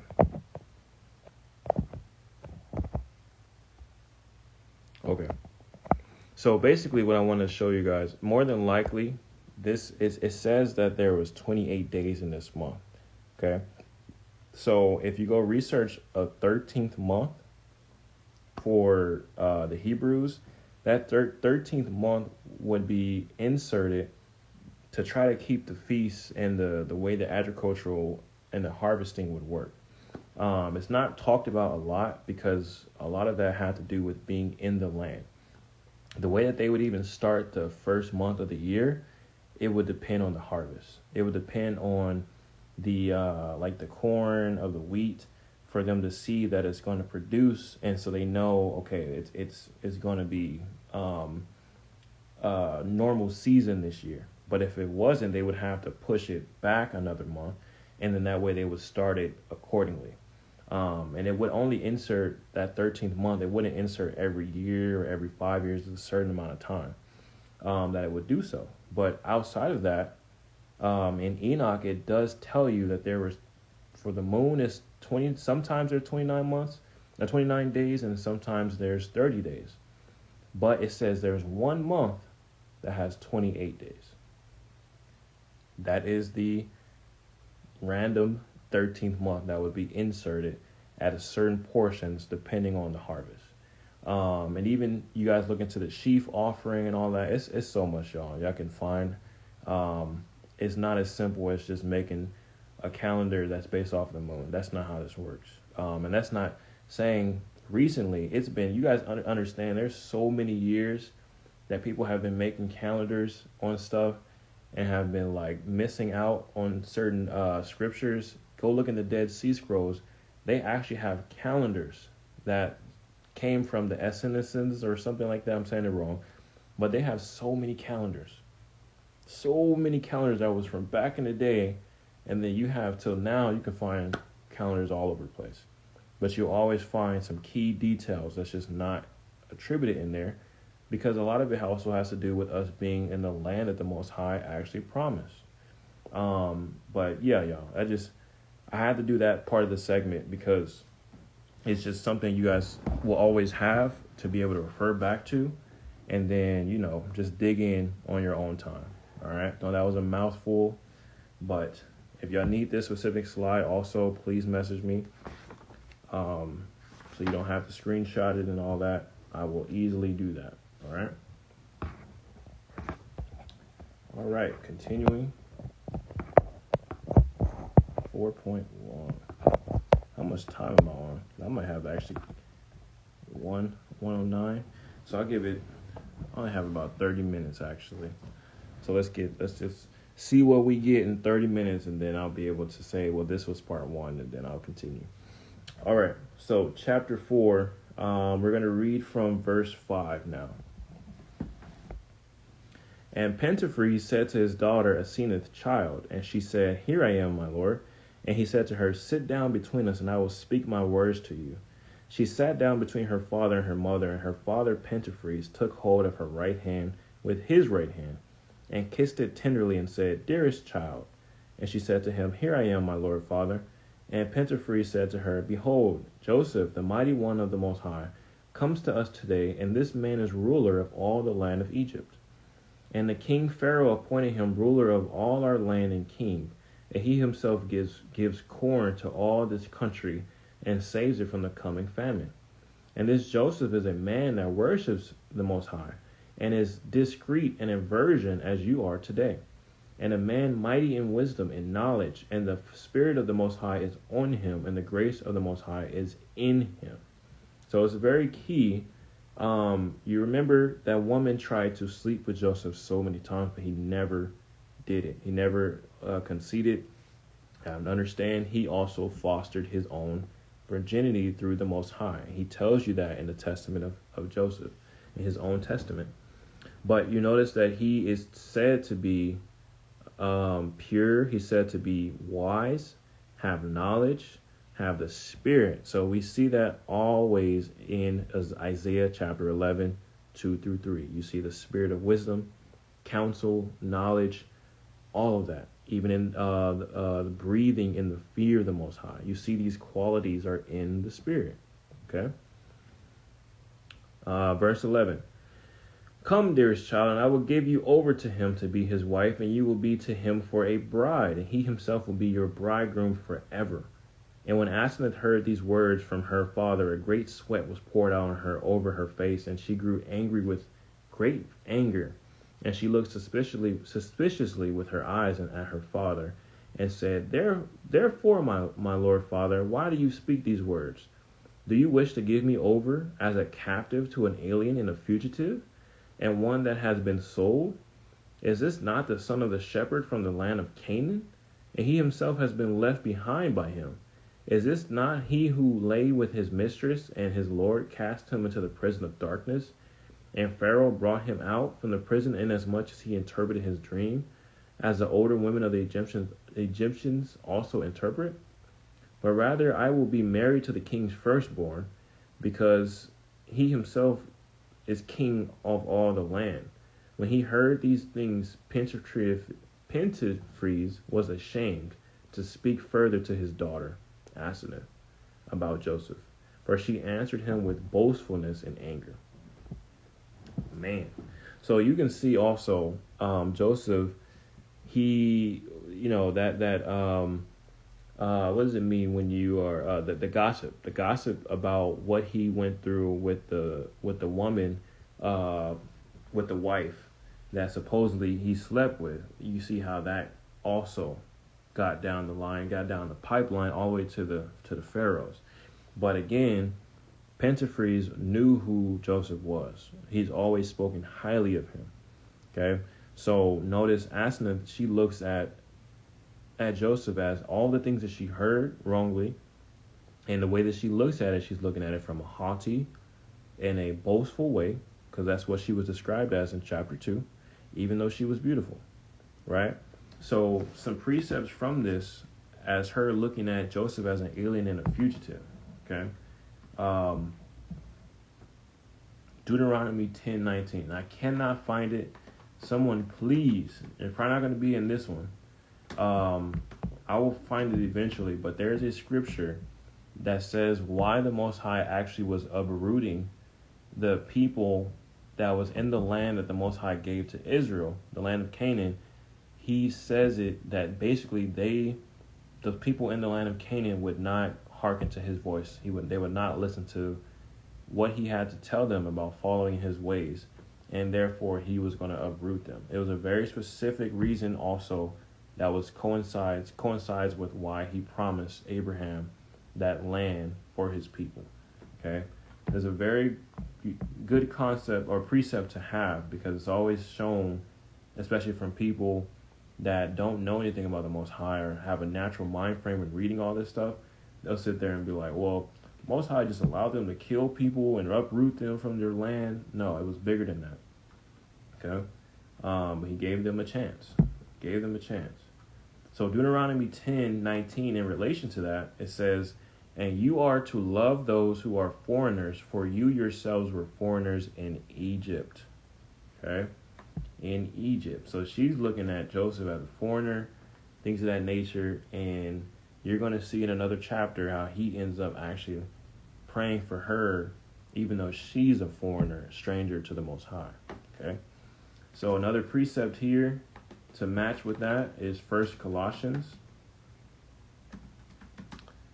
1:21 through 23.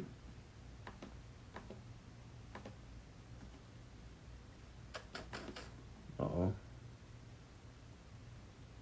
Oh, I'm sorry. I said 1 Colossians.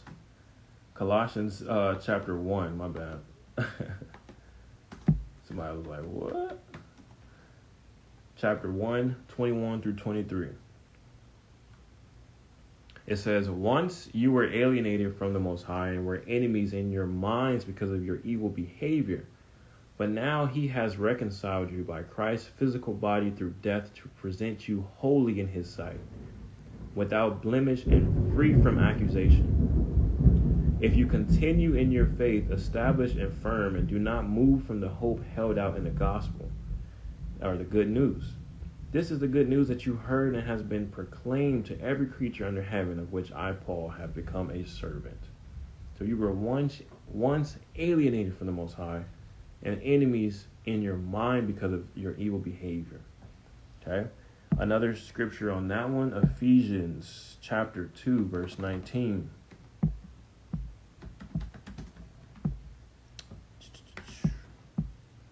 It says, consequently, you are no longer foreigners and strangers, but fellow citizens with the Most High's people and also members of his household.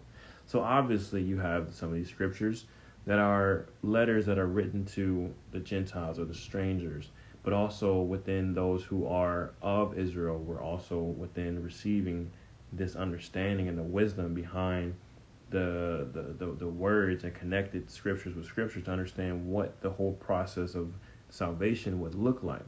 So it's just very interesting to have these type of connections here, especially to, again, those who are always talking trash and putting down the strangers. Always. They just look over all these scriptures and because their heart is all busted. All right. There's another precept here, Psalm 119, verse 19. It says, I am a stranger on earth.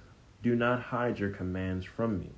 So the reason why he's a stranger on earth, it matches directly with John chapter 17, verse 11. This is when the Son is praying unto his Father. He says, I will remain in the world no longer, but they are still in the world, and I am coming to you. Holy Father, Abba, protect them by the power of your name, the name you gave me, so that they may be one as we are one. And then in verse 14 it says, I have given them your word, and the world has hated them, for they are not of the world, they are strangers of this world, any more than I am of the world. My prayer is not that you take them out of the world, but that you protect them from the evil one. Verse 16, they are not of the world, even as I am not of it. Sanctify them by the truth. Your word is truth. As you sent me into the world, I have sent them into the world. For them I sanctify myself, that they too may be truly sanctified. Beautiful. So, those are more concepts, more precepts on the whole stranger portion. But Asenath essentially saw Joseph as an alien and fugitive, regardless of what Pentaphrase actually told her who he is. Okay? Yeah. Oh, and I put Deuteronomy 30, 10 through 20. So this also connects to the Most High giving the land of Canaan to Israel. It's spelled wrong there, but that's another precept you guys can look into. Okay? So I'm going to continue here. Chapter 5. Okay? I think I may have to... I think I can get through... I think I can get to 6. I think I can get to 6. Because this one is... so far, it's on 2 hours. So I don't want it to go over 2 hours and 15. So I may just have to stop at 5. All right, so we'll see. All right, so let's go back to chapter 5. This is a 29 chapter book. Imagine I would have said I'm doing 29 chapters today. Yeah, right. All right, so it says, verse 1, and behold, a young man of Pentaphrys' servants sprang in, and he says to him, behold, Joseph stands before the doors of our court. And when Asenath heard these words, she fled from the face of her father and mother and went up into the loft. And she came into her chamber and stood at the great window, looking east to see Joseph coming into her father's house. And Pentaphrys came out with his wife and all their relatives and their servants to meet Joseph. And when the gates of the court that looked east were open, Joseph came in, seated in the second chariot of Pharaoh. And there were yoked 4 horses, white like snow and golden bits, and the chariot was fashioned entirely of pure gold. And Joseph was clad in a tunic white and rare, and the rope that was thrown around him was purple, made of fine linen, interwoven with gold, and a golden wreath was on his head. And around his wreath were 12 choice stones. I wonder what those stones are. And above the stones 12 golden rays. And in his right hand a royal staff, which had an olive branch outstretched, and there was an abundance of fruit thereon. Okay, so we got some luminary connection here as well.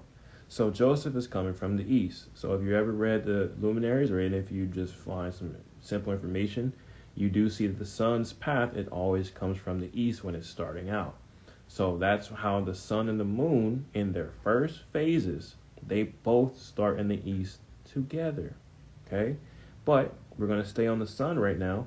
The sun comes from the east. So you see Joseph is coming from the east. He's connected in his purity with kind of basically like the sun, whether it's S-U-N or the S-O-N. He also has a chariot of gold. So if you read chapter 72 of Enoch, and also chapter 73 of Enoch, you see that there are chariots that the sun and the moon are actually on, and the reason why they're actually moving in the sky. You guys have to realize these are, when you look at the sun and the moon, they are suspended in the air and they are moving. These are 2 great orbs. They're actually moving. So the way Enoch describes it, because he was able to see in the spiritual realm, in the heavenly realms, there's a chariot. This is not even the only chapter in Enoch that talks about it, but that's for a later time. But there is a chariot that they're riding on, and that the winds that I was mentioning earlier, the winds, along with the angel, they're pushing the chariots in a certain fashion for it to move throughout the whole entire day and throughout the whole year. And that's how they move. Okay. So you see this Joseph, he's all dressed in white, and some gold and some purple, looking real heavenly. He also has 12 choice stones. Those stones would essentially be the 12 tribes of Israel, because they all had stones. I could pull it up real quick just for the study. 12 stones of Israel.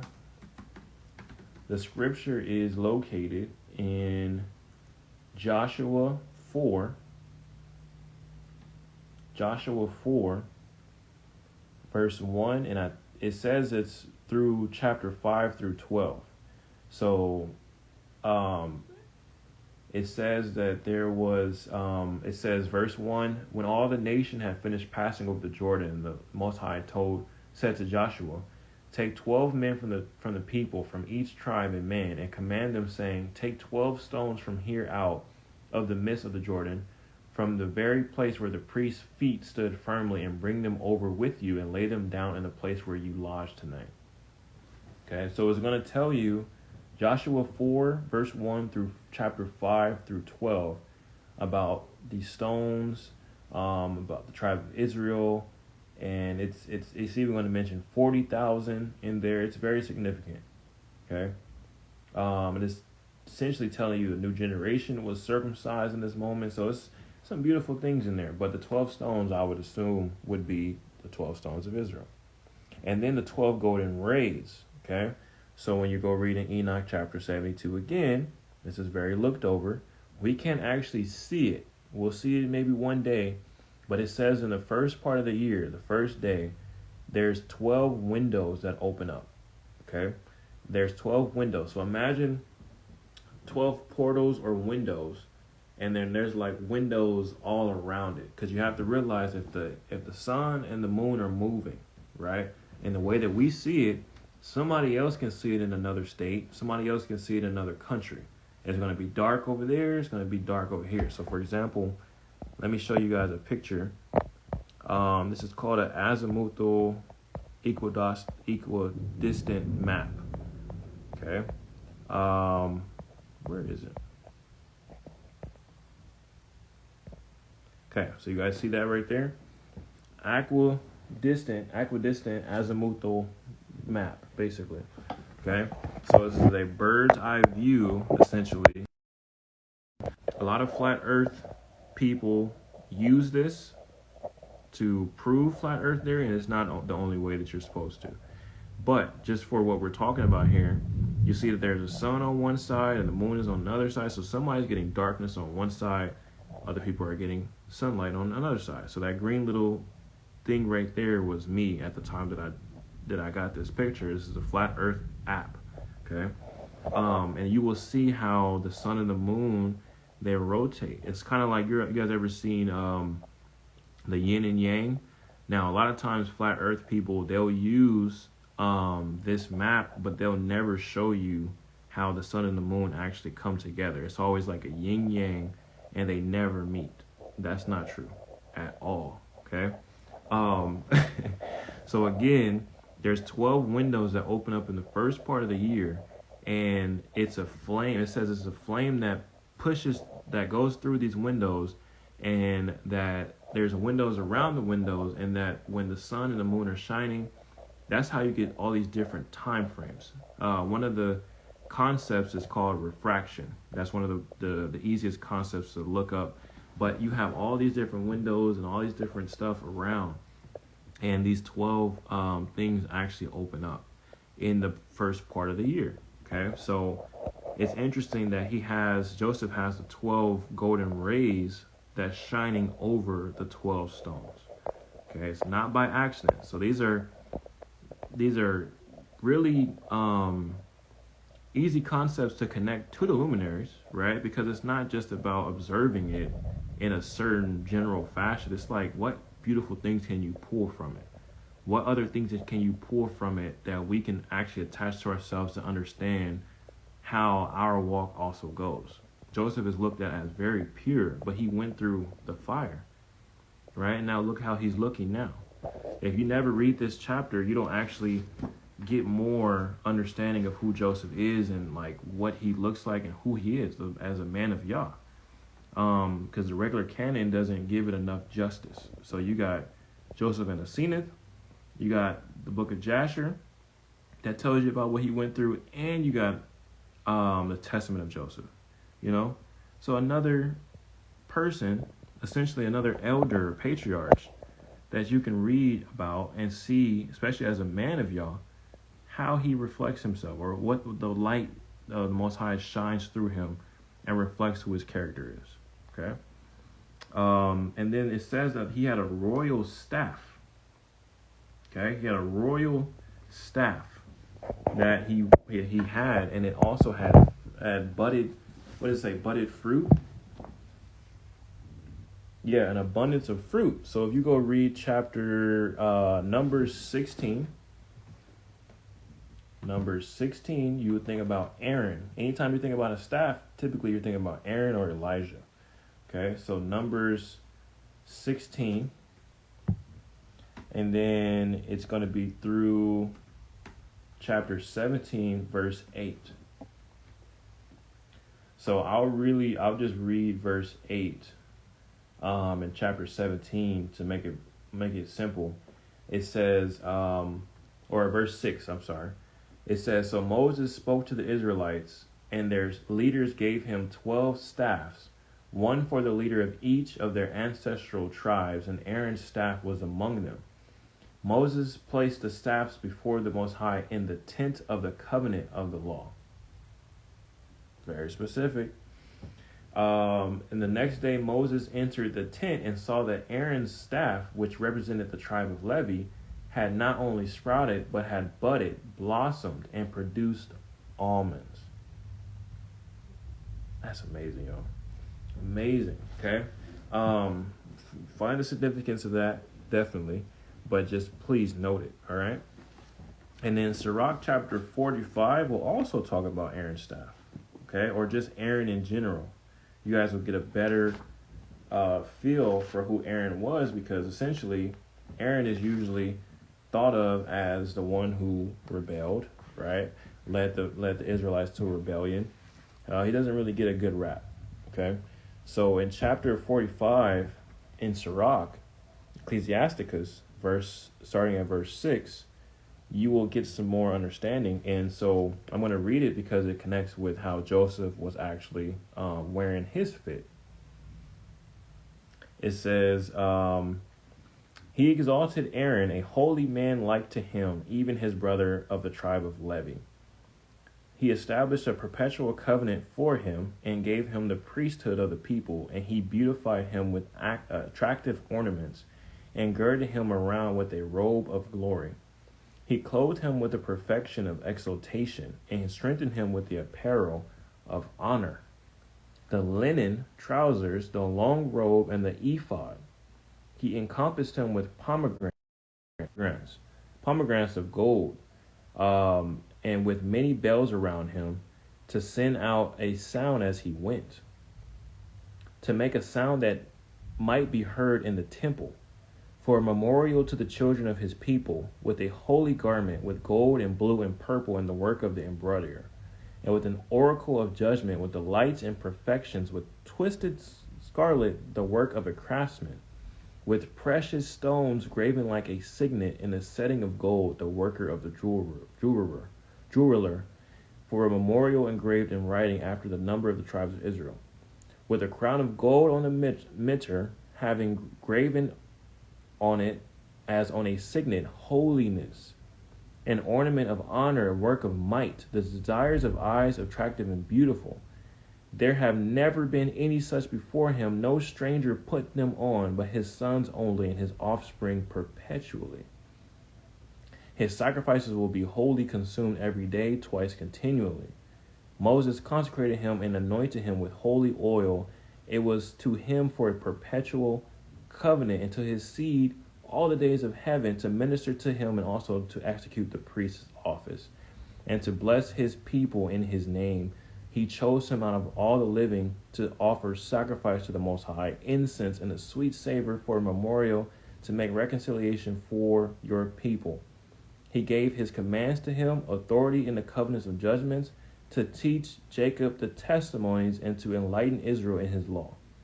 Strangers gathered themselves together against him and envied him in the wilderness, even Dathan and Abiram in their company, and the congregation of Korah with wrath and anger. So this is obviously in connection to Aaron and Moses, but you guys see the priesthood was so important, man. It's to understand that we are a royal priesthood, to understand how that perpetual covenant has transferred to us, even outside of the specific Levitical priesthood, et cetera, like that. That's where I got this name of this page, the Torah of Truth, because it's located in Malachi chapter 2, where he's telling them the Levites were supposed to bring the Torah of Truth to the people. I truly embrace the priesthood. I love it. I love that precept, the whole portion of it, because I know what I do is for, it's not for me, it's for me, but for my family, but it's also for you guys, to help you guys learn and grow into priests of unto him. The priests were to set apart, teach the differences in the pure and the impure, right? So everything is supposed to be beneficial for you and your temple and growing in him, and making sure that you're living a life of being undefiled, right? So that's what this whole entire page is for, all these studies and stuff. This is all that is to contribute to that, okay? So it's a cool thing that Joseph literally is connected directly to the priesthood when it comes down to Aaron's staff and all of that. And you guys know Joseph also had a robe that was given to him. So if you also look in the testament of Levi, you will see that he also got a dream. He got a dream where he was putting on these garments and being put in the priesthood and et cetera, et cetera, et cetera. Okay, so it's very connected. And just like my sister said, edification. Absolutely, that's a perfect word. Edifying y'all. Okay, edifying you guys. His word edifies me through my family. You know, I make sure I'm not just a speaker of the word. I'm a hearer. I'm also a doer, right? And we're just iron sharpens iron. So, you know, ultimately, as a teacher, I'm a servant, and make sure that I'm serving not only you guys but also myself and my family. Make sure we're all, you know, try to get to where the path of righteousness that he's already laid out for us. All right, you know, everything should be edifying. Absolutely, great word. So I'm almost finished, you guys. And let's go back to Joseph and Asenath. So we're gonna finish out chapter 5, and I'm gonna have to finish out on that one. It says, verse 7, it says, when then Joseph had come into the court, and the doors thereof had been shut, and every strange man and woman remained outside the court, for the guards of the gates drew to and closed the doors. Pentephres came with his wife and all their relatives, except their daughter Asenath, and they paid homage to Joseph on their faces on the earth, and Joseph descended from his chariot and greeted them with his hand. I'm going to do this last chapter, actually, chapter 6, and then I'll be done for the first part, because this is very significant. In that first chapter 5, towards the end there, when they don't allow the strangers in there, that also relates to how the tabernacle was, to where, again, the priests were only allowed inside of the tabernacle, where the other tribe of Israel, they were outside of it. So go research what that looked like. There's actual pictures that they'll show you how the camps were actually divided and where each camp was supposed to be, either on the east or the west or the south or the north.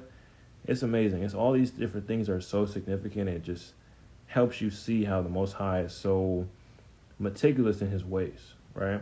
So I just wanted to make sure I mentioned that. And then also in the New Jerusalem, there's nothing in there that's not written. Your name is not written on the book of life. Will enter into the New Jerusalem, where the Father himself will fully dwell, and the Lamb, his Son, will be in there, and they will be the light thereof within the whole entire New Jerusalem.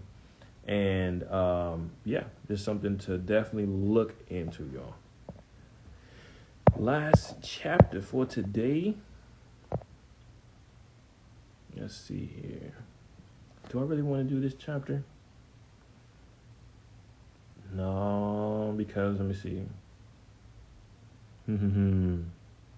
No. Because I'm gonna stop here, because now we're gonna get into chapter 6, and you guys are gonna start seeing the transformation of Asenath. Okay, very, very transformation of Asenath. All right, so I will not do that, because I want that one has to be that one has to flow really good, because once you start chapter 6, you don't want to stop on that one. But I can't, sister. I gotta go. So my wife is due in about 6 weeks supposedly. We don't know how long she's gonna be, how long she's gonna last. So we got a nice little 6 weeks here. So if I don't stop right now, somebody gonna be looking at me crazy, and I don't need that, y'all. I do not need that. But yeah, I will go ahead and stop here. Hopefully I can probably do the next part of the study on Wednesday, but if not Wednesday, for sure, it's probably going to be Saturday or Sunday. So we'll do second part. That one will be pretty straightforward and longer, but hope you guys enjoyed this study so far. And again, look into everything that I talked about, especially with the luminaries portion and the fruits. And if you guys need any of those pictures, definitely. And Sister Sarah, she's really good when she gets back online. She's really good talking about the harvest and the feasts and things like that, because there's so much more to it that you guys can definitely understand and enjoy. But even when you read, chapter 48 of Jubilees, you'll see something about the Passover too, about being in the temple. The tabernacle needed to be, in the midst of them, et cetera, et cetera. So it's some amazing things, y'all. We just cannot ignore. The more you ignore the scriptures telling you the truth, the more you're storing up wrath for yourself. Because when it's all said and done, when you are judged, right, in your judgment, and the Most High says, like, well, why didn't you understand this, or why didn't you, what do you have to say for this? And then the only thing that you could say is, well, so and so told me it was this way, or so and so told me it was that way. That's not going to help you at all, right? You have to study to show yourself approved. You have to find closeness in understanding and knowledge in the Most High through these scriptures, and take your time. Take your time. Use something like this and use it for your own studies, and then you don't even have to really refer back to it because you already know where you're going now, So that's the whole point. But study to show yourselves approved, and don't lean on just man's understanding. Find more connections there, okay? But I truly enjoyed this first part so far. Grateful to get this out, and I pray the Most High allows me to continue to do it, do more studies. And I will see y'all next time. Shalom, shalom, shalom, shalom. And enjoy your time in it until part 2. Shalom. I said a lot there, but yeah, y'all get it.